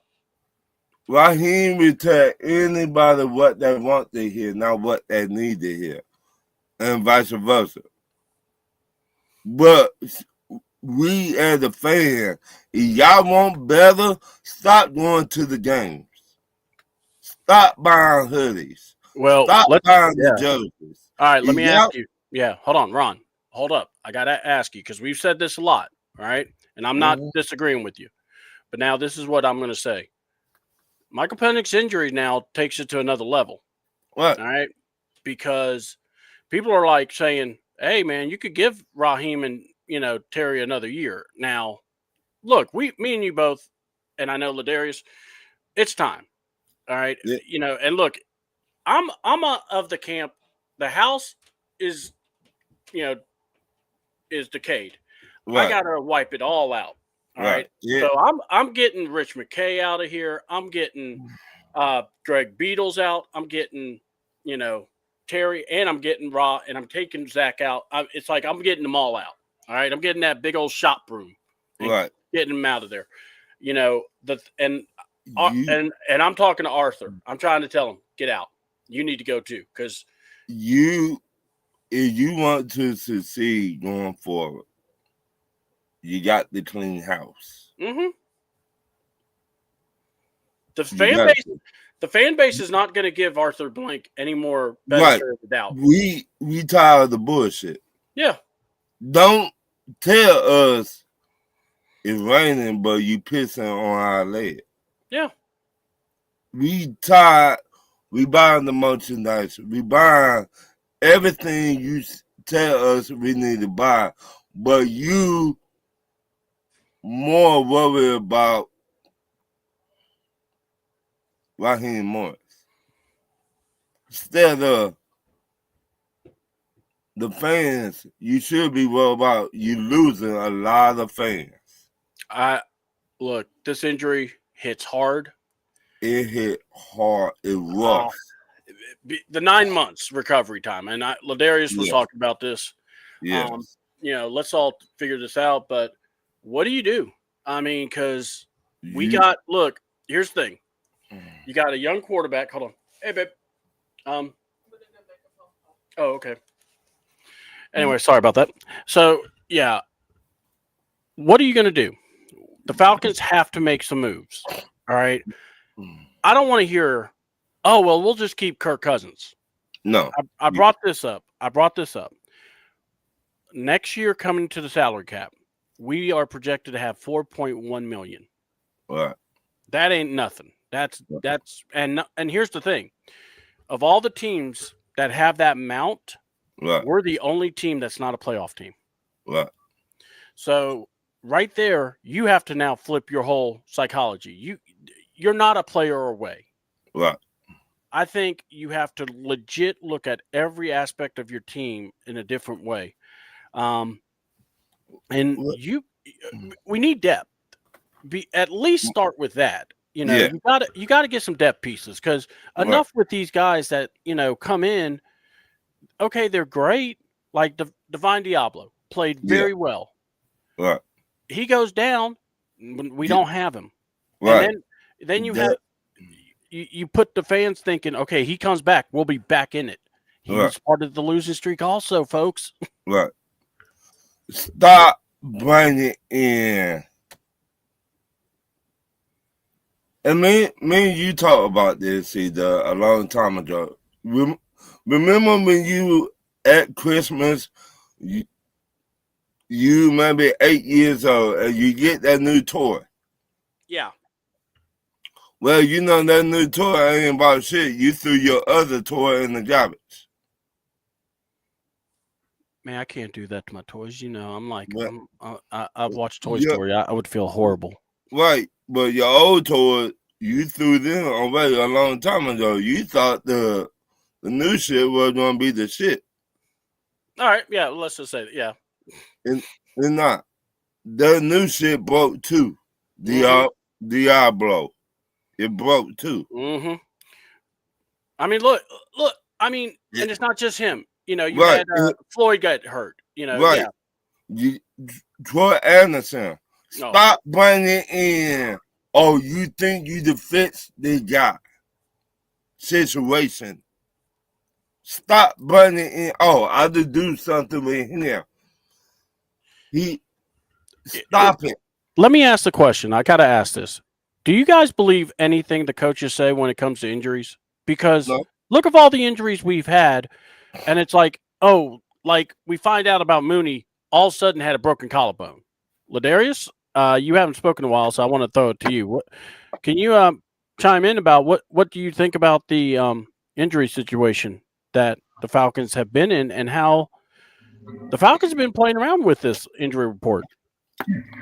Well, first of all, hey Ron, I see you're real thirsty. I didn't want to stop the thirsty person. The real thirsty. So How you been doing, my guy? good. Listen, I'm glad you quenched your thirst because listen, like there's no water hose around here, but I'm glad you got your water bottle. That's important. Hey, So had to always, talk about this team. always stay hydrated. Always stay hydrated. I'm not going to stay in other situations because I'm trying to keep Get the the show on moonshine. you. Did you know that moonshine was initially made in history, not in your books? Sponsored by, You crazy. but to go to your point about trust, Yeah. I stopped trusting this. With anything they say, the Kirk Cousins situation exposed this team Yeah. for what it was. And Yeah. while we may not like Kirk exposed the leadership structure. Yes. And I don't care what organization you are. You look at any successful sports team, you look at any successful business, it's leadership. And at the end of the day, Arthur, and I'll say this, and people may not like what I'm about to say, but I'll say it. Arthur Blank wanted Bill Belichick, and now he's looking pretty right. And but yet he basically it felt like a situation where he was cornered by Fontenot, by Rich McKay to get Raheem Morris, whose resume, while great, oh, he won a Super Bowl ring, oh, with the Rams defense, that's great. You know who else has a Super Bowl ring? Yeah, fun fact, what's a great example? Byron Leftwich does, too. Mm-hmm. Why? Because he was a backup, yeah, he is a coordinator. He doesn't have a job. He has a resume. May not be the extensive as Raheem Morris's resume, but that's my point.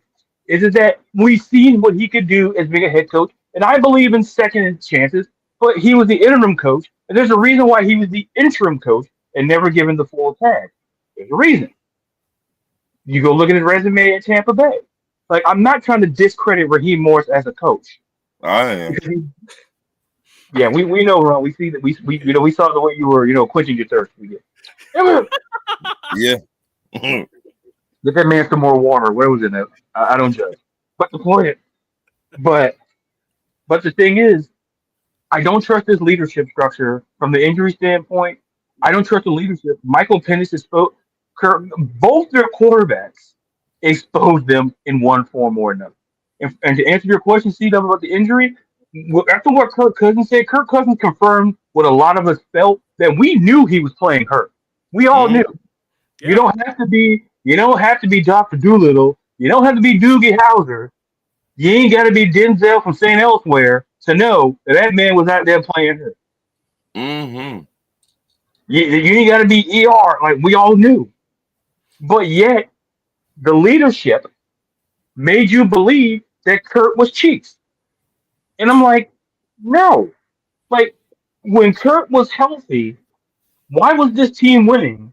And then when he got hurt, why did the offense look different? Why did the passes look different? Why did the way he moved look different? He was hurt. We knew that. And a lot of amazing content, like we talked about it. I recall Berto talking about it. Yep. We all saw the same thing. It's like my theory was he got hurt either in the Cowboys game or in the Saints game. Yep. We saw that because go back and when we played the Raiders on Monday night, he was playing hurt. He went to Minnesota. He was playing hurt. They called that.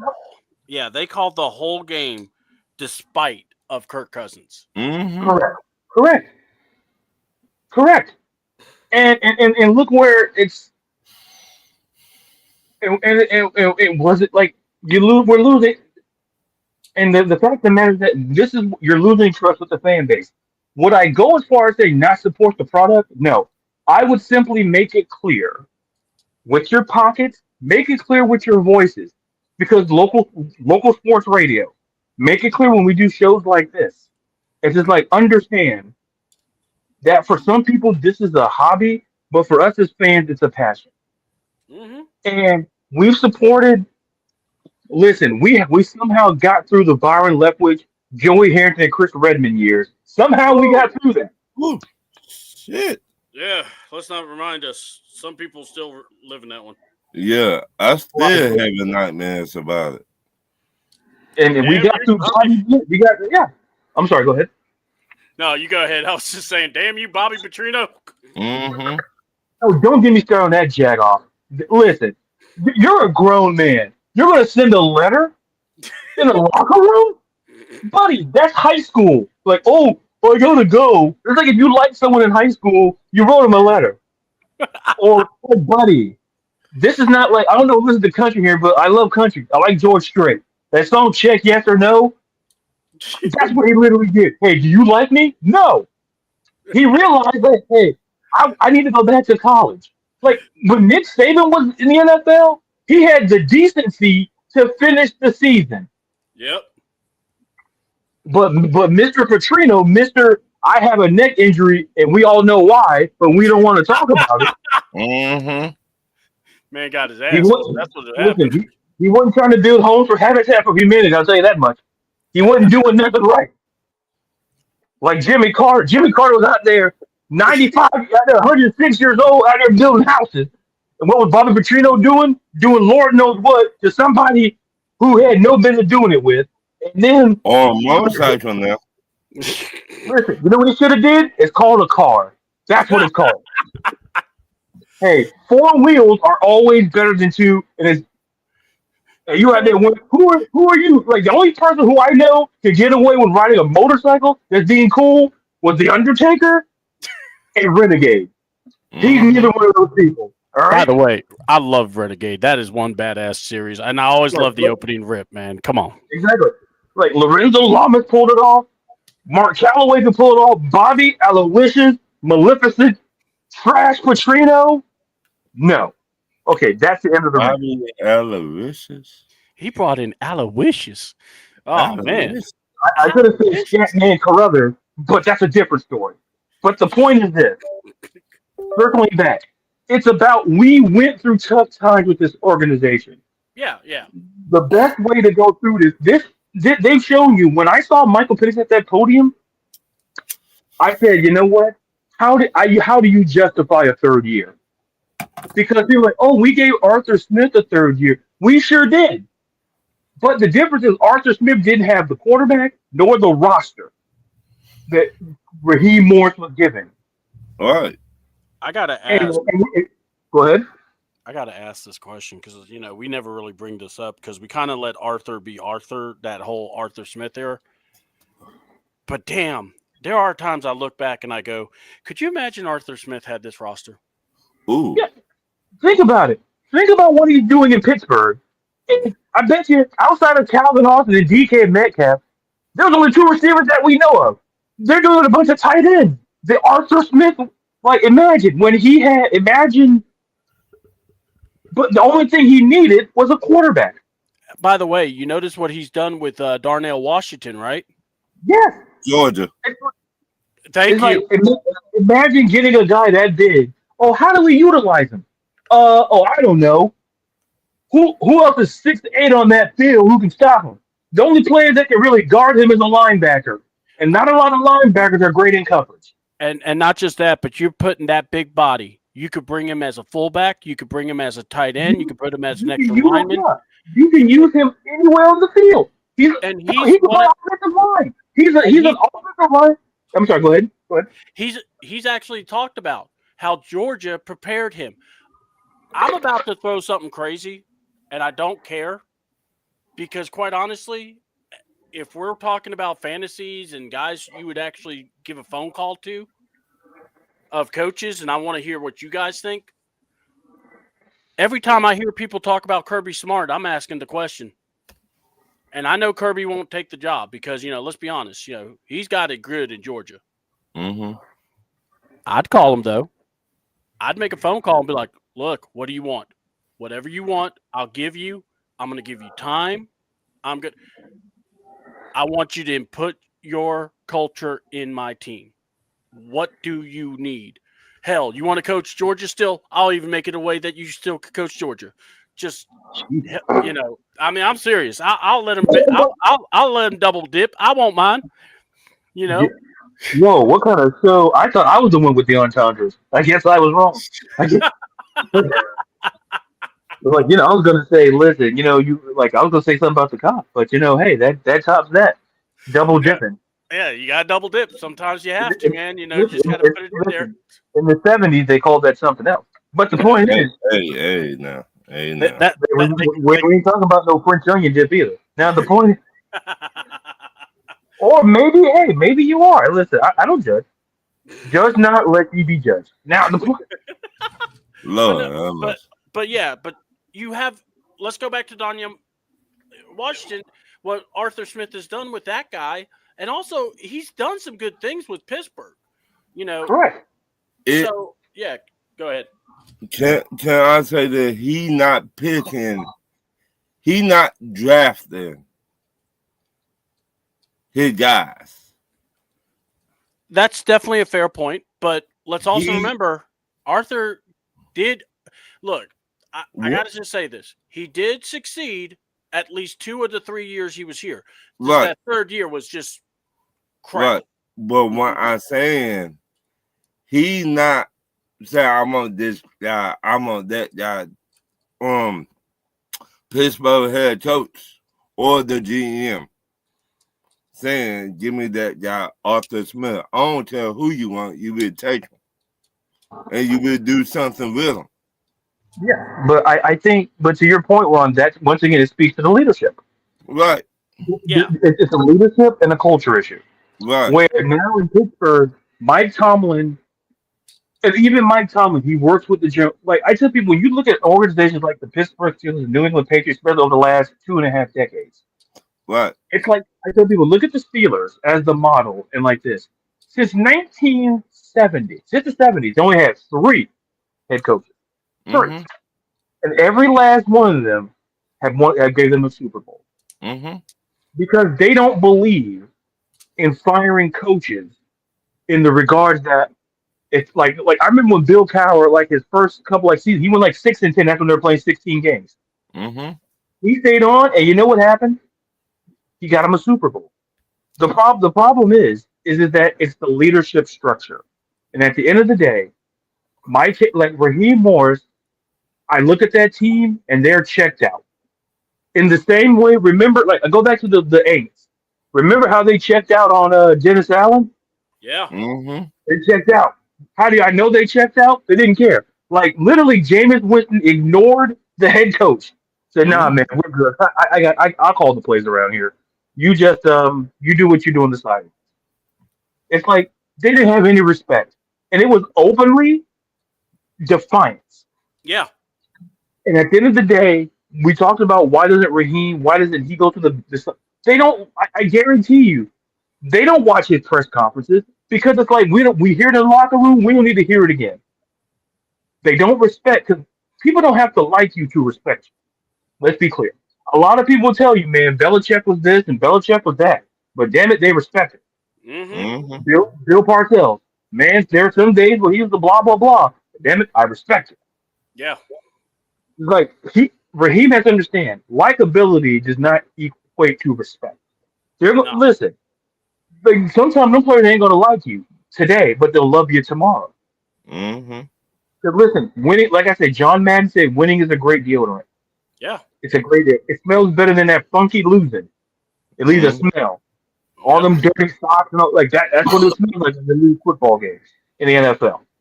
In college, you lose. Yeah, it smells.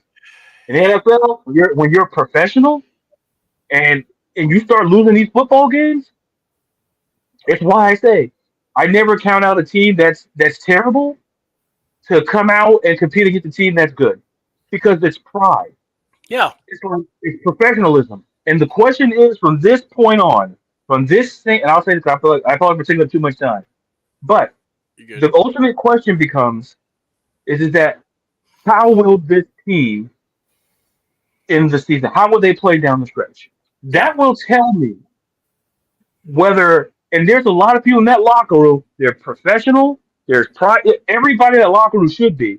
But are they going to keep playing for this man? Because that's the question. This is the rubber hits the road. We're in November. The season's going to end at this, next year. How is this team going to finish up the back half of this schedule? Because are they going to play with pride? Are they going to show up for this man? Because that's how jobs get saved and that's how jobs get lost. Because we've seen coaches, they somehow figure it out and they may finish the season, 7-10, 6-0, but they played well down the stretch. And the Yeah. players like we want to play for this guy.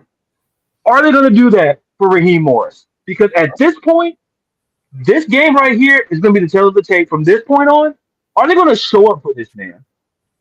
Because at this point, if we go out there, even with Kurt McColl Cash Cousins under center, and are we going to show up? Even with Yeah. our number one receiver, is Kyle Pitts going to step up? Is Darnell Mooney going to show up? I'm not worried about Bijan. Bijan feels like the only guy in the room that wants to win because I saw the stats from the Panthers game and it feels like at least somebody knew the way to Mercedes Benz last Sunday. Yeah. Him and Drake London, they probably rode together. Like, man, we can't. Like, they play their butts off, and it feels like,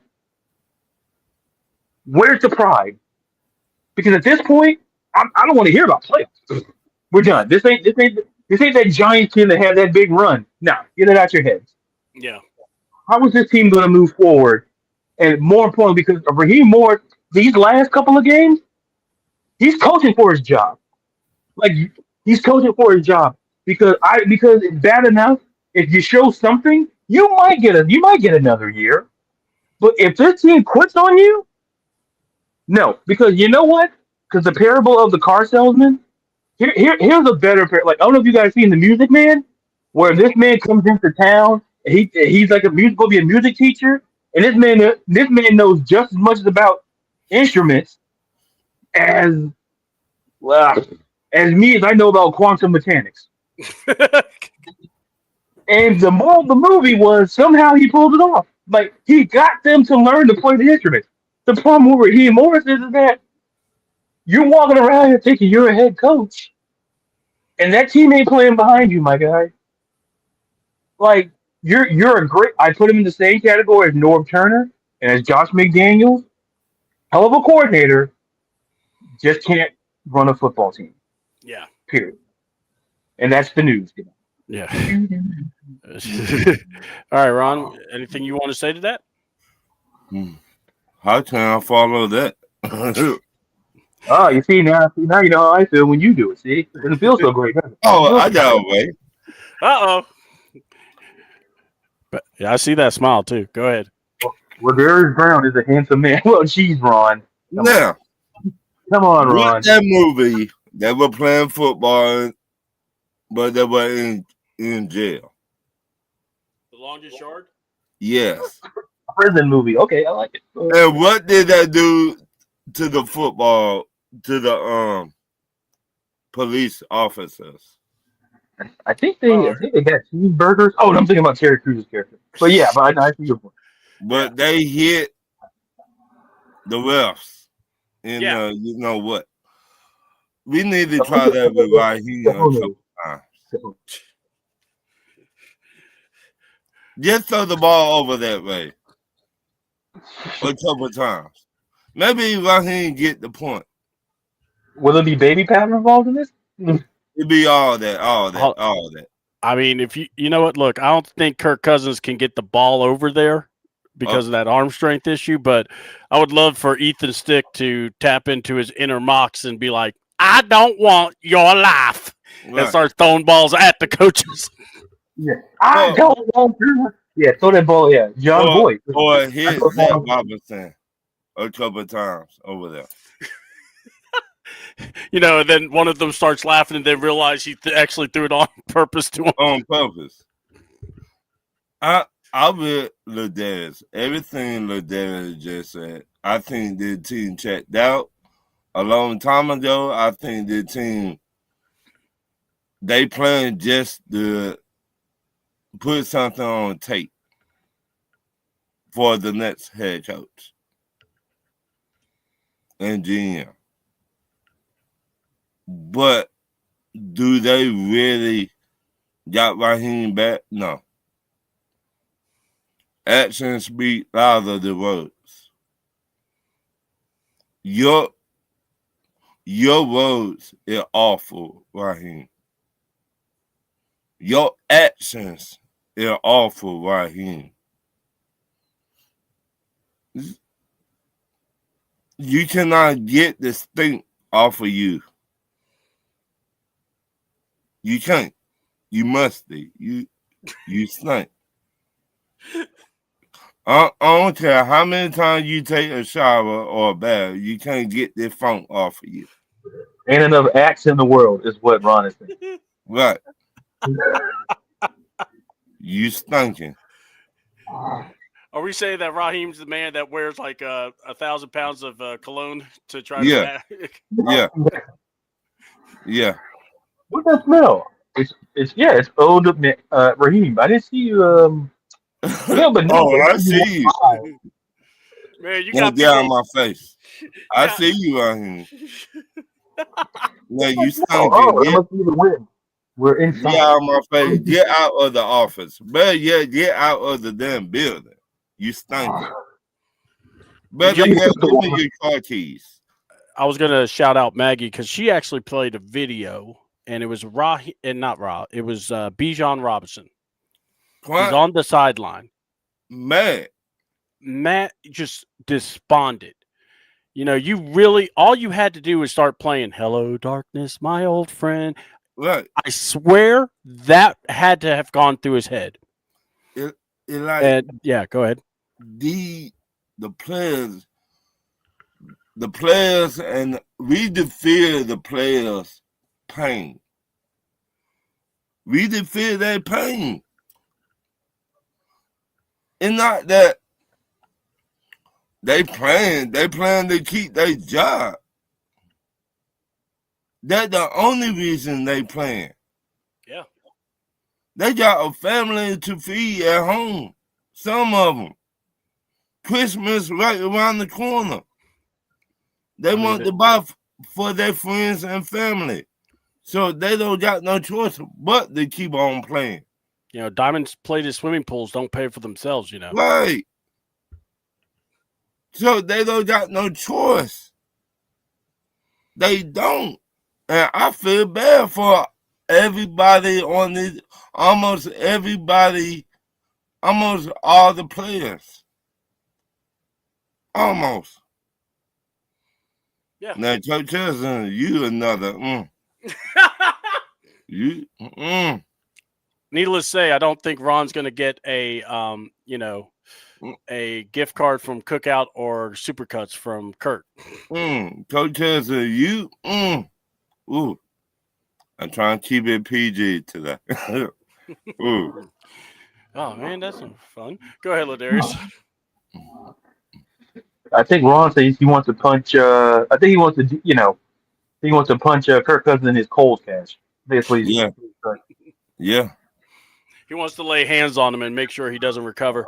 It's like Yeah. John said in the eye test, and Ron, you've heard John say this many of times. Somebody fart in the elevator, everybody smells. Right. Everybody smell. But it Yeah. said we got a lot of talent, but when they get injured, who's the backups? All right, let me ask this question because I keep hearing we have a lot of talent. Do we have talent, or do we have guys that are really good that can make some plays, but when it really calls upon it, we're not a talented team because we're still we haven't been over 500 since 2017. Right. And a lot of those guys aren't on that team. Right. So I'm going to go here. I'm looking at the whole organization as a whole. I'm not just saying, well, the guys, they're trying hard. Look, no, duh. They are. You can see it. There are moments where you go, okay, I can see what they're doing. But then you watch and you're going, did you not pay attention? And I don't know about y'all. I get pissed off when I watch the Falcons play because I don't know what they're doing. Practices, Right. walkthroughs, whatever. But go ahead. I would say this. We got some of the wrong talent on the team. Yeah. Okay, what the linebacker when Diablo went out and he didn't know what to do. What his name? JD. We got the wrong talent. He didn't even let me say the whole name. By the way, thanks, Max. We don't know what team is showing up. This dude he would be lost in a phone booth. This dude is awful. Now I don't know the concussions got to him and mess up his thinking, but when you see the dude play, he be like, huh? Oh man, we getting some letters tomorrow. We get some. Yeah, man, don't be making fun of those special helmets that they made for that man. No, I'm not making fun of him, but his IQ, it don't. Hey, Christy. Yeah, go ahead, Ron. It don't hit the same.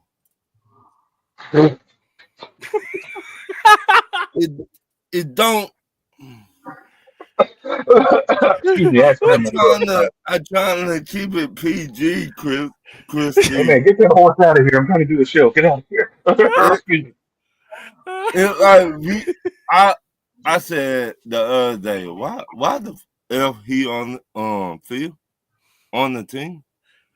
To be fair, JD Bertrand did not play much of that game against the Panthers. So Yeah, but that was a good thing. But yeah, I got you, man. the 49ers, he looked, oh my God. I like Raheem. When you took over these 2 years and you said JD, but whatever his last name is. Yeah. You said, oh, that's my job. Where? I guess what he meant was JD Bertrand, it's his guy when he needs delivery or needs his food picked up. That's his guy. So No, he might fumble that. He might mess the order up. You cannot send nobody like that to Walmart and say, hey, pick up me some macaroni, but you brought in some shit stains. What? Who's ordered? Never mind. Forget You it. said, go give me some yams, and you bring back potatoes. Yeah, I think I'm checked out. Then you got to look at JD Beltran and just go, all right, look, the Guardian helmet is not helping you. Right. Here, sit on the bench. Don't go out in public. Be like, don't touch nothing. Don't touch nothing. Just sit right there. Oh, Ron, God bless you. like, don't touch nothing. I mean, I'm sorry, this dude is trash. Oh, I think that came across very clear. Yeah. I agree. I have this sneaky feeling that Ron is trying to tell us something. He trash. JD Plato Fun Factory Beltron. Jesus, man, we're gonna get so many letters. I'm not even gonna read them. This dude, the 49er game that. Wait for the show. Yeah, just watch yesterday's show and you'll see why I'm not here today. That 49er game, they just ran right at him, and he was like, which way y'all go, George? Which way y'all go? Right, you can't be doing expressions. What are you doing? That's the worst. Which way y'all go, George? Which way y'all go? They ran that poor boy. Hold on. He came in weighing about 220, 230. He left the game where 215. Right. He was like, oh, should I go get back? What? Man. What? Well, folks, I'm going to check out of here. And I'm going to put myself on mute. I'll be here, but not here. I got the car full of gas. I'm not sick of listen. Basically, what Ron is saying, there's something wrong with JD Bertrand Medulla oblongata. I think what Ron is trying to They're like, Thank you, Ron. They're like, don't go nowhere. Just stay right there. He said, just stay where? Hold on. He said, Archibald don't hit the quarterback, Batman. I'm supposed to. Archibald get the running back, Batman. Go give me that ball. You telling me, Batman. I'm done. I am too. Batman. Listen, is my car gassed up? Great. Put my car on. Hey, leave a door open. I'm diving in. Put my car around. This may happen in lockdown. I'm not doing it. I knew I should have read that contract. I knew I should have read it. Hold on. You told him, yeah, Ron, say whatever you want, man. It's all good. Listen, that's my fault. I had chicken wings. I was full, and my brain wasn't working. And I said, "Oh, sure, great idea." You know what?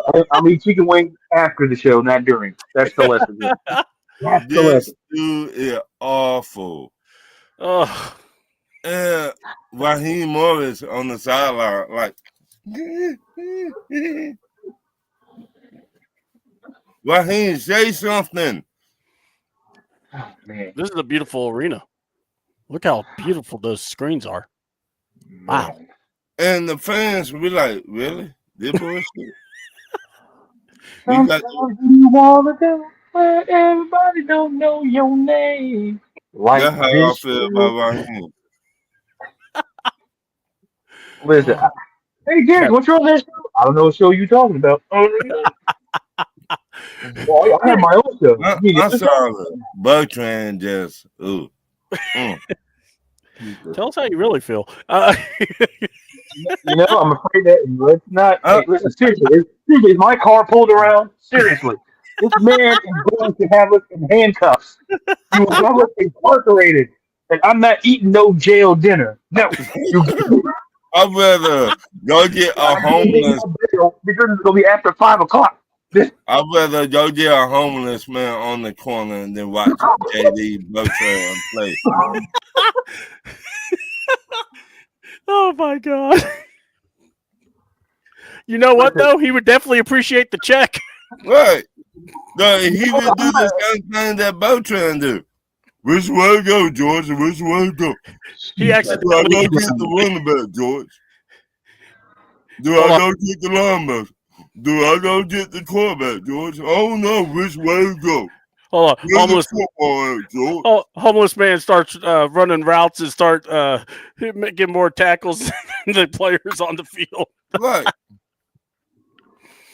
Man, how did he learn to read and react? I watch college football. My coach told me, go get him. But he told you that in 1945. He's an old head. He's like, let me explain something to you there. Back in my time. Listen, seriously, why is my car not pulled around? Y'all let me sit here, and this man will have us in triple lockdown coverage. This man out here just listen. I'm not eating no jail soup because this man's out here calling Billy Bertrand out here with medulla oblongata, calling this man. This man got a family. Like this man, but you know Do what? he?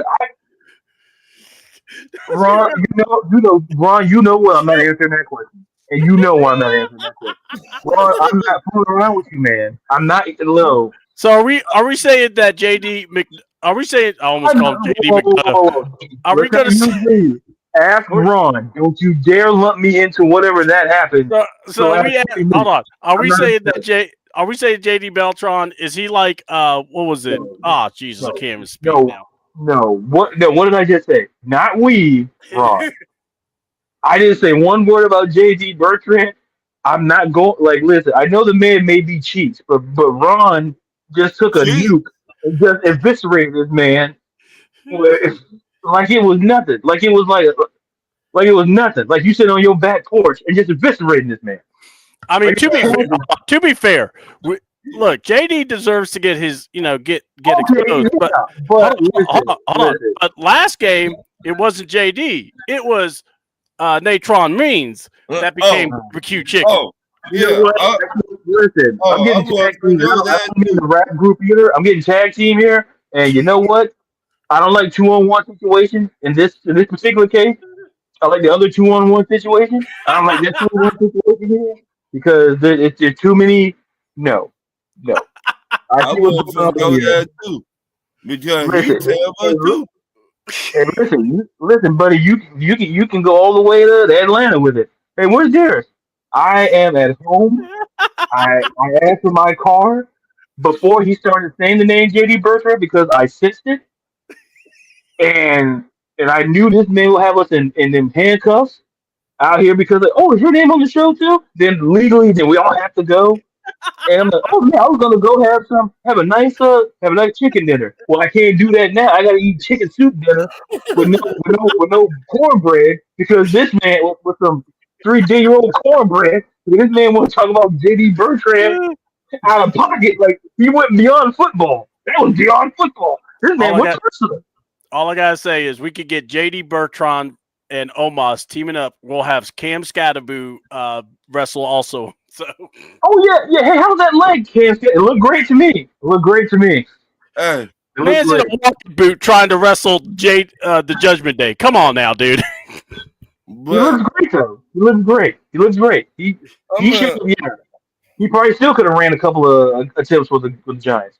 But I'm Go sorry, ahead, I'm sorry, Ron. I need to cut off your JD Bertrand rant. Go ahead. oh Go my ahead, Ron. god, JD Bertrand. Oh my god. I could have. All right, For the record, I'm not following that. Don't even come to me. I'm not following. look, let's talk about. No, Yeah. no. You, You Ron, said how I don't follow Ron, there. I just Ron, did that. Maleficent, Aloysius, Baby Powder, Thomas. You know why I'm not following you after that statement. Baby Ron, powder. here's what you did. You had that like you Richard Pryor, and I gotta follow that. Hey, I love You're Richard Pryor. supposed to close the show, not open it, because I'm not going out there and getting eviscerated. hey, Bring back Ron. And I'm not. No, I'm in my car. My car's pulled around. I'm going to play some Usher. I'm gonna play some Usher. Confessions. Play some in 2000 album. I'm done. I am checked out. Like a library book. I am checked out. I'm hey. done. And That don't what bring it back JD to me. Bertrand said. I checked that a long time ago, Don't dog. use no. Don't use. Hey, for the record, I just used the analogy. Ron tried to put words in my mouth. I ain't trying to get sued. All right, now we go back to the show. Ron All ain't trying right, to get everybody in trouble.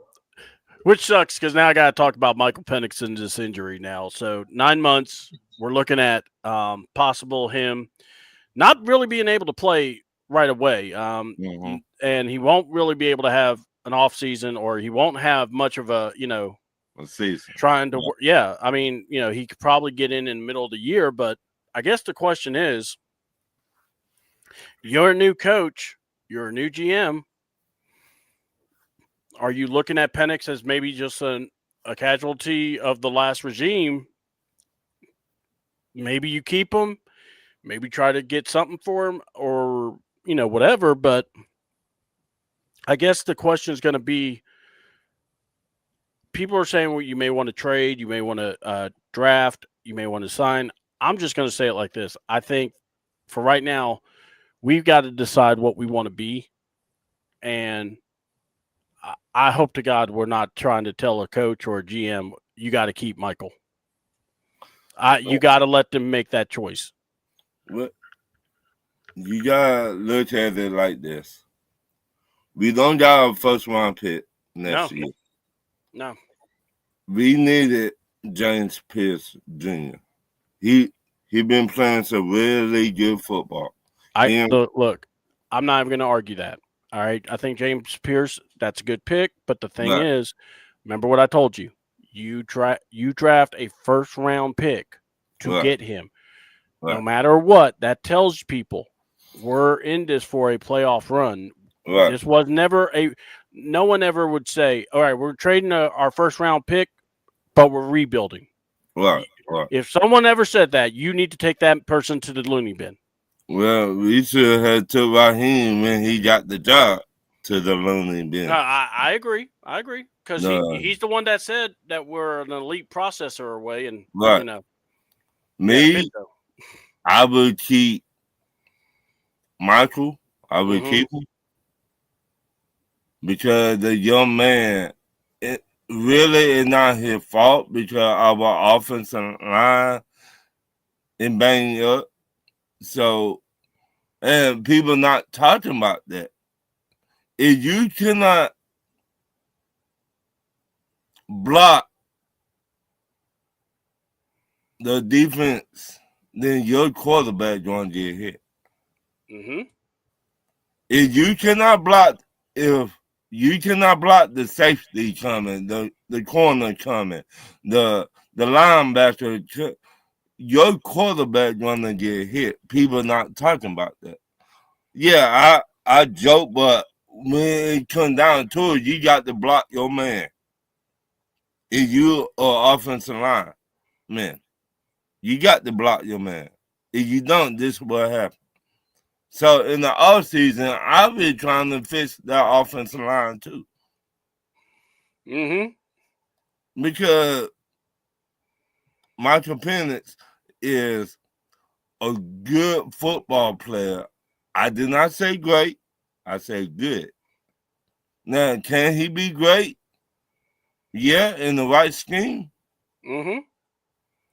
Yeah, you got to have a good coach that could develop him. We don't have that. Right. None of the coaches we have right now are not developing. Right. You could tell me all you want about how wonderful these guys are and how, they could sing Kumbaya on one chord, but I don't want to hear it. We don't got that. Now, I finna ask y'all, who is a head coach that on a team right now that can develop Michael Penix? All right. Or OC. All right.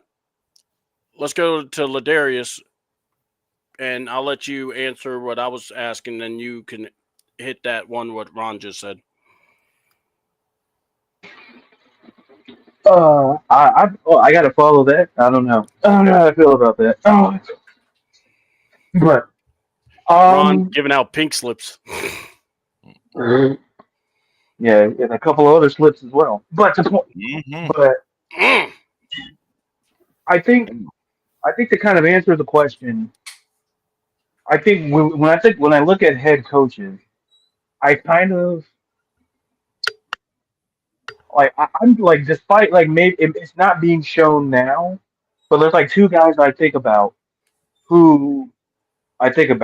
and one of them I think is Cliff Kingsbury, and like despite the other one, I kind of look at Kevin O'Connell, and it may not look like we've seen how JJ McCarthy, but more importantly, the work that he did with. Yeah. I apologize. Go ahead. Oh no, you're okay. We went to commercial. Anyway, but I look at Cliff Kingsbury for sure because of the job he's done with Jaden Daniels when he's healthy.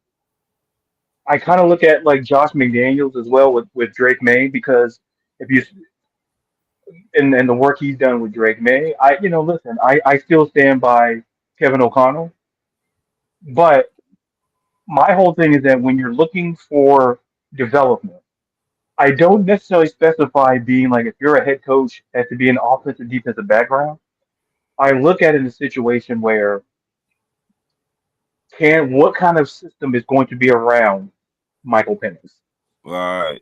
What coaching staff? Because at the end of the day, that to me makes a huge difference. And how do I know? How do I, base it on? Like, look at Daniel Jones now in Indianapolis. Like, Right. maybe, like when he, like the system, like he goes to Shane Steichen, and all of a sudden he looks, wow, Baker Mayfield is exiled out of Cleveland. He ends up in Tampa, and we had guys like Dave Canales and Liam Cohen work with. Like maybe sometimes we were always focused on like maybe the player, but it's the coach you have with him. And I think when we have those conversations, we're always supposed to say a quarterback's a bust because. And I like what Ryan said about Clint Kubiak and the job he's doing with Sam Right. Darnold in Seattle. Right. And if you look at Clint Kubiak's resume, it speaks for itself of that success because of his father, Gary Kubiak, and the offense that and how great an offensive coordinator he was in his time. But I think at the end of the day, when it comes to Michael Penix, and I think I don't know if I said it here, I probably said it on another show, is where when I'm looking, if let's just play in a fantasy world that we get rid of Raheem Morris. The Baker was an injury prone. That's the reason he can stay healthy. That's the difference. Yeah, I'm not going to disagree with that, Ryan. I think Right. what happened. I think what happened in Cleveland is that. In But Cleveland. he wasn't terrible in Cleveland. He maximized his success with a terrible coach. Like let's Mm-hmm. face it, he dealt with. But I get what Ryan is saying. Don't get me wrong. Right. Right. He wasn't injury. He didn't. I didn't necessarily injury prone, Ryan, but it felt that in Cleveland his talent wasn't maximized because he led them to the post. Like he gave that Yeah. franchise, and yet they chose a guy who didn't play football for an entire season over him. Mm-hmm. But I see your point. I see your point, Ryan. Like I'm not disagreeing. Ryan's my guy, but I see exactly where he's coming from. But like Daniel Jones, but it tells me that if you have to get the coaching system right, it doesn't matter who the head coach is. If the head coach can be defensive minded, offensive minded, because we've seen success from both those type of level of coaches Right. from both sides. Is that what system will they bring with them in terms of a structure to help that quarterback succeed? Because it's the most important position, not just in the NFL. I argue it's probably one of the most important positions in any sport, period. Well, Because if you get the quarterback position wrong, history has shown your franchise is going to suffer for some time. Like maybe the outlier, maybe the Colts, because when they lost Peyton Manning, somehow they literally lucked into Andrew Luck soon mm-hmm. after. That may be the outlier. Yes. But think about when the Chargers took Ryan Leaf. And I think we Oh. talked about this in the last show. Mm. Look how long it took for them to kind of recover as Mm. a franchise. My point is with this franchise is that I'm not going to sit and quit on Michael Penix because he simply put hasn't been surrounded by a coaching staff who can coach him and that doesn't have the experience. And Raheem Morris is responsible because I talk about leadership. He's responsible. Uh-huh. I don't give a damn if you like Kurt. Penix is the future. And you should have surrounded him because you did that young man an injustice. I'm not trying to get angry, but if I get angry, I apologize in advance. But It's all good. it does anger me because that young man sat on that podium and threw every single person under the bus. This man said he's getting no kind of help in that organization. He has to go outside to former coaches, high school and college coaches. Mm-hmm. He's in the Yep. in National Football League where you're supposed to be surrounded by the best of the best in terms of coaching. Mm-hmm. That's a damning indictment on Raheem Morris, Zach Robinson, and I'd argue Kirk Cousins because you're supposed to be this veteran guy. You don't give a damn to develop. You took the money and you're good. Like this kid is not surrounded by people who are helping in his development. And I don't care, like, oh, here's the injury history. Sure, okay, I'll give you that. But just like, are we surrounding this young man with the proper talent, with the talent to succeed? Because I don't care if you're Peyton Manning. I don't give a damn if you're Tom Brady. Every great quarterback has a great system. I'm not talking about West Coast spread or pro style. I'm talking about a coaching structure. And we talked about Tom Moore. Tom Moore has played the success in Peyton Manning's career, and a lot of people may not know who that man is. Mm-hmm. Yep. You go look at, like, whether we talk about Josh McDaniels or not, he helped kind of Tom Brady to a Mm-hmm. certain extent. Like I say, like we talk about like Bill O'Brien and those. Like the point is this: if you give me a great quarterback, I'll show you a great system he had around him. If you want to see a successful team, I'll show you successful leadership. That's what's going on. Your quarterback went to that podium and basically said, "None of these bums are helping me develop and grow." Yep. And we're always quick to trash the quarterback. Michael, I hear people, Michael Penix is trash. No, the coaching staff is trash. Yeah. What? And I agree. Me too. All right. Let me give you my take, and we're going to have to wrap this up because. Now I'm going to apply I have a collection plate to pass around. Bro, you were preaching, man. Look, I Yeah. didn't want to stop you. You were going, and I was like, damn, he's doing awesome. So thank I you. was like, I mean, oh, shit, tomorrow. me and Ron were about to just be your amen section. We were just going to have like a handkerchief going around, just going, yeah, preach, Hey, you preach. volunteered tomorrow. I was about to do the Holy Ghost dance. So, I was just saying, like those old men used to do, in the church, they just start doing the jig and stuff. Yeah. So, all right. So here's my thoughts on coaches wise. I would say John Gruden. I would said Matt LaFleur. I would have said a lot of names. But now with the situation, I'm now adjusting because I want to kind of look at how Ladarius looked at it because I want a teacher. What I want is whoever comes here needs to be willing to develop. Mm-hmm. Here's the key. Where before I said you had to develop Michael. Now I'm saying you have to develop either Michael or whoever you want. Because I got to throw that out there for them if they're going to take the job. Right. I have to let them be the coach. I cannot, in good faith, try to tell them, hey, Michael's going to be great. Michael's going to be great. Hey, look, I think all of us want Michael Penix to get better and play ball out and be one of the best quarterbacks. I don't think there is anything wrong in saying that. Right. I think, though, when you're in this situation, and if you're cleaning house, you have to look at everybody and go, okay, here's the situation, guys. What do we do? In me, I'm looking at a coach. I would look at Robert Saleh. I would look at Brian Flores. I would look at them and say, look, we're going to get you a GM. We're going to get you a guy that really knows how to evaluate talent. We're not touching it. You guys are doing this. And I look at the coach. We're giving you a guarantee, or we're getting you your contract. We're not judging you by the first year, or we want to get past this point. Help us get past. Mike, we really want to put. Huh? I was talking to my cat. Sorry. Oh, okay.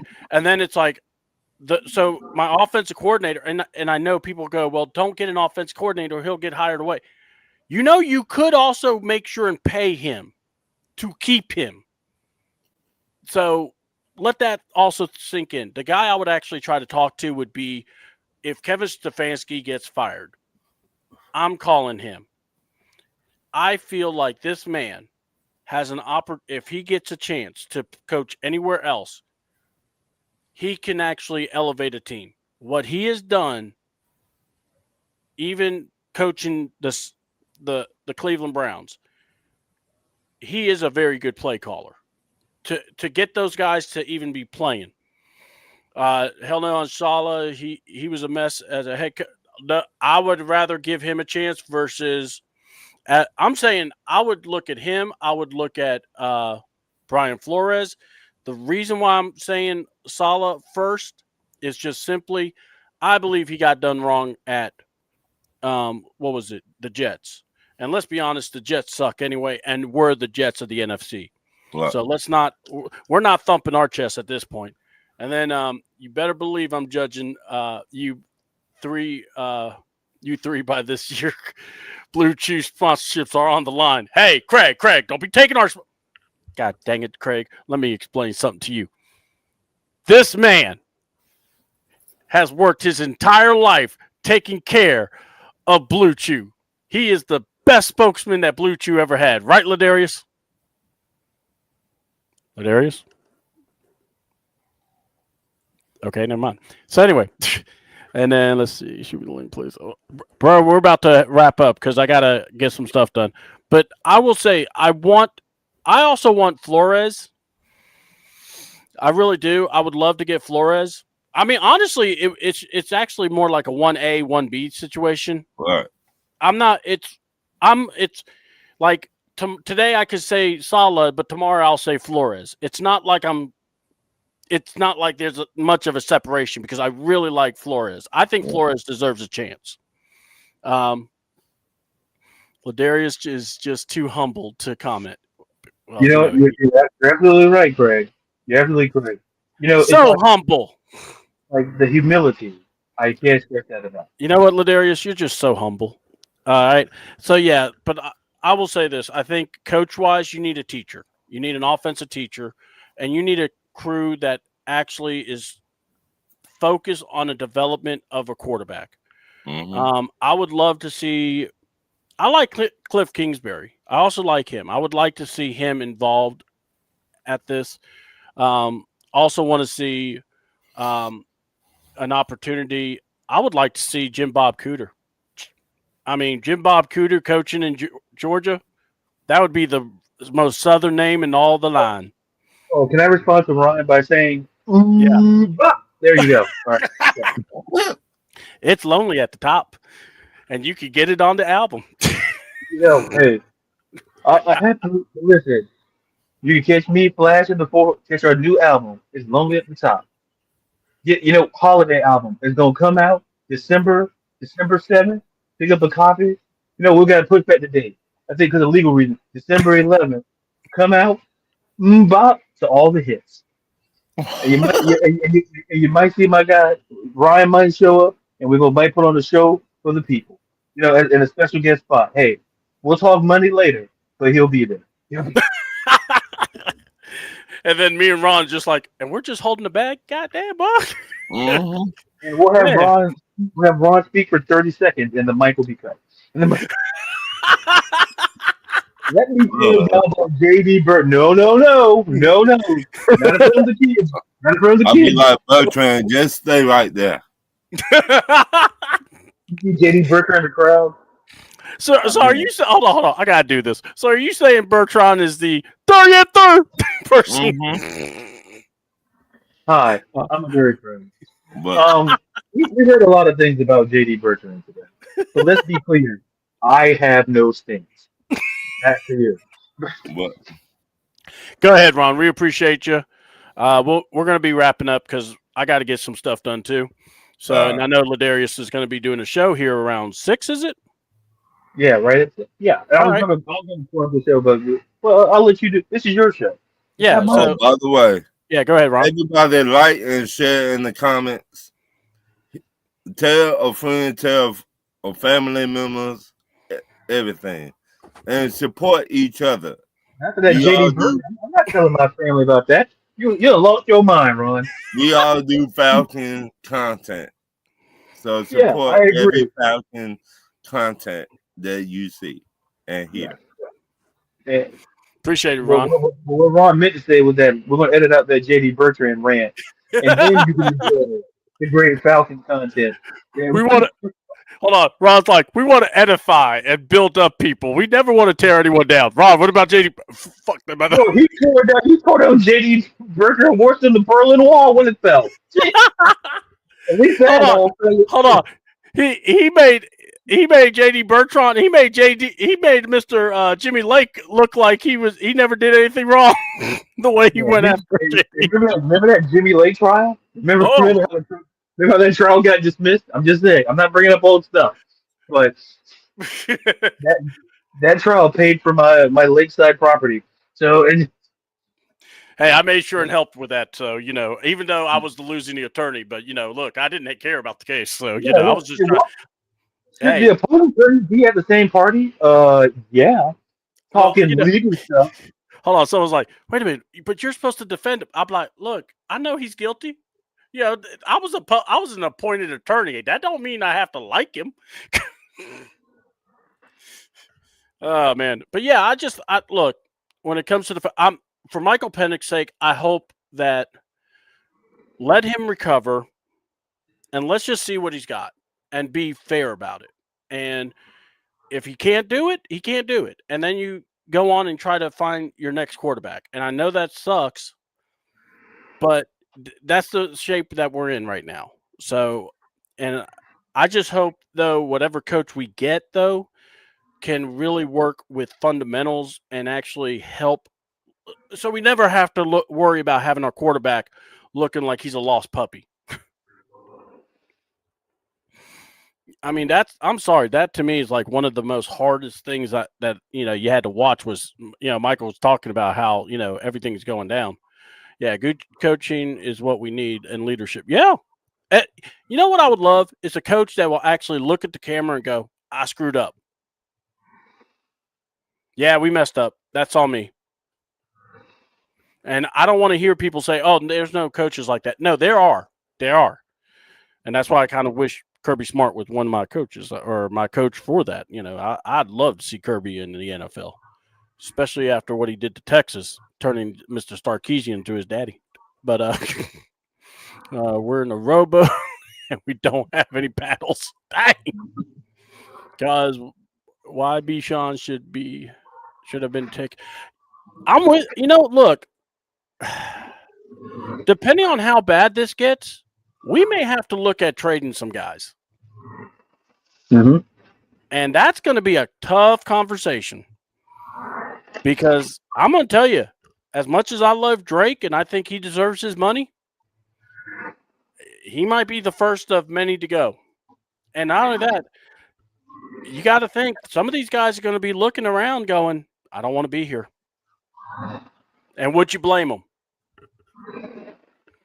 So, Ladarius, go ahead and tell the good people where to find you and also to check out this show that you're going to have at 6 o'clock tonight. Oh, thank you. Well, first of all, thank you to the amazing chat, Ryan, Carlos, John, my wise man, Fred, Christy. I feel like I'm doing like an SNL thing, like we're saying good night. Like Maggie. Whose line is it anyway? Where we read the credits? Early, yeah.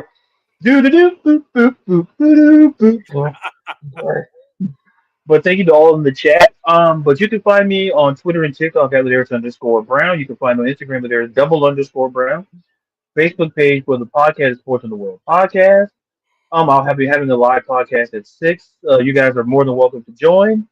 It's on. I posted the information on my Twitter. The link. Come by, drop some questions. I'm more than happy to answer. Make the time go by fast. And like a writer editor for Beyond Women's Sports, so be on the lookout for content right throughout the week. The weekend I have an article out. But once again, thanks to all of you. Thank you to C-Double. Thank you to Ron, I think. And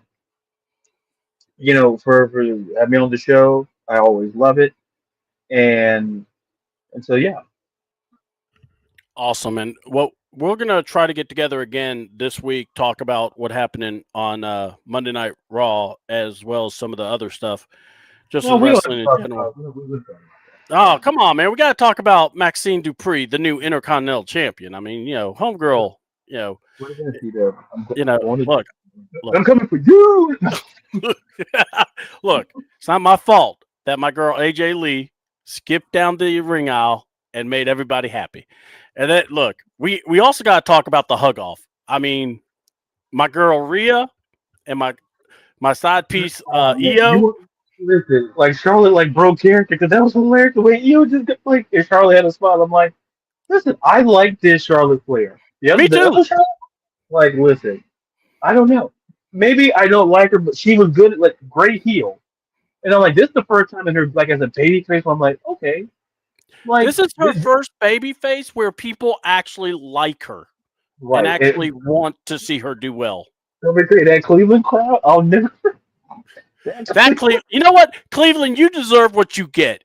You shouldn't have been so mean to Charlotte. I've now come full circle on that one. And I think that was the same day when Miles Garrett said he wanted to be traded. So they coming in hot. I'm like, oh no, because I remember. I'm like, oh man, I'm like, oh man, Miles Garrett wanted out earlier today. Man, this crowd's like, man, and Charlotte. I was like, oh man, poor Charlotte. Dirty. Boo! Like, it really took me a haul. I thought I was never going to be able to come back. Boo! It's like, you jackasses. No wonder she hated y'all. I'm never coming to Cleveland either. My month of recovery. Once again, boo! That's when it's like, you know what? Look, if you are recognizing that you have Mike or The Miz as your hometown kid and Logan Paul, that says enough. Screw you people. So, but yeah. So, and then, of course, the John Cena last Monday Night Raw. Tears were in my eyes when that happened. So, yeah. Yeah. And tears will be in my eyes come December 13th. So we'll talk about that later on. December. Oh, dude, I'm going to be a crying bitch. I am. I don't want to fall asleep. Amy John Cena, I'm going to miss you, man. Oh, dude, I'm going to be playing. I'm here without you, baby. With a lonely in my heart. I think about you, baby. Be nice to Cleveland, be safe, and Deshaun. You know what, Craig? You're right. Yes, Craig, you are definitely right. But still, there was no need to break Charlotte's heart like that. She didn't deserve that. Poor woman. You know what? I'd give her a hug too. But Rhea first. Rhea always first. Stephanie. And Io. The guy hugging people? I don't know. I don't run HR. Wait, I do? That's what HR stood for? I thought that standard for home run. I'm like, why have I got home run in front of my office? Hold on. That's Ladarius. That's why I slipped the envelope to you, my brother. Listen, I had a great dinner off of that. Thank you. You're welcome. You're welcome. And that's why I got your back. Don't worry. We don't talk about what C-Double does in the back rooms. So anyway. Here goes the money. Oh, wait. Investigation. What I meant to say was Fiesta. Wait, what? Oh, my God. But, yeah, I can't wait. I think the Survivor Series matches are going to be fun to watch, the War Games ones. We'll talk. I want to get with you, so we'll have to talk wrestling together. So we'll have some fun there. But, yeah, we just had to dissect this. I just want to say I miss Jerry. Like, I miss Jerry. Oh God, yeah. Yeah, he's been wrestling, man. He's been doing his thing. But God, I miss him too, yeah. I'm gonna message him and tell him I forgot about that song, pal. 2025 ain't over yet. Yeah, dude. Look, we're gonna show up to one of his matches and we're gonna have the epic wrestling or entrance music that he's never thought was gonna happen. And we're just gonna be blasted. We're gonna actually kind of blast it like how, John Cusack at Say Anything. Yeah. Me and you both with big old boom boxes. Where'd you get those boom boxes from? Don't you mind where we got those? Hey, we got. You don't worry about what we do. We just did this for you. Jerry, you're the hero. We need in the ring top rope. Hitting people with love and a clothesline with a hammer too. And don't forget the great music. Jerry. You're the hero for America. And then we hand him an American beer. I'll be wearing a glove.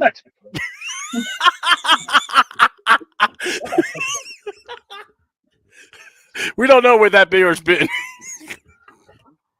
I'll tell you where it's not been. It's been passed by the FDA. I'll tell you that much. Amen to that. Oh God, I don't want to even talk about AEW after some of the faux pas they've Dumpster done. juice. Listen, John, that can mean a lot of things. We got to start. We need an HR department on this. That's Yeah. what Hold Ron on. did. If you thought what Ron said was over the line, you don't want me reviewing AEW because I'll go just as bad. Let me tell you something about dumpster juice. Wait, what kind of juice?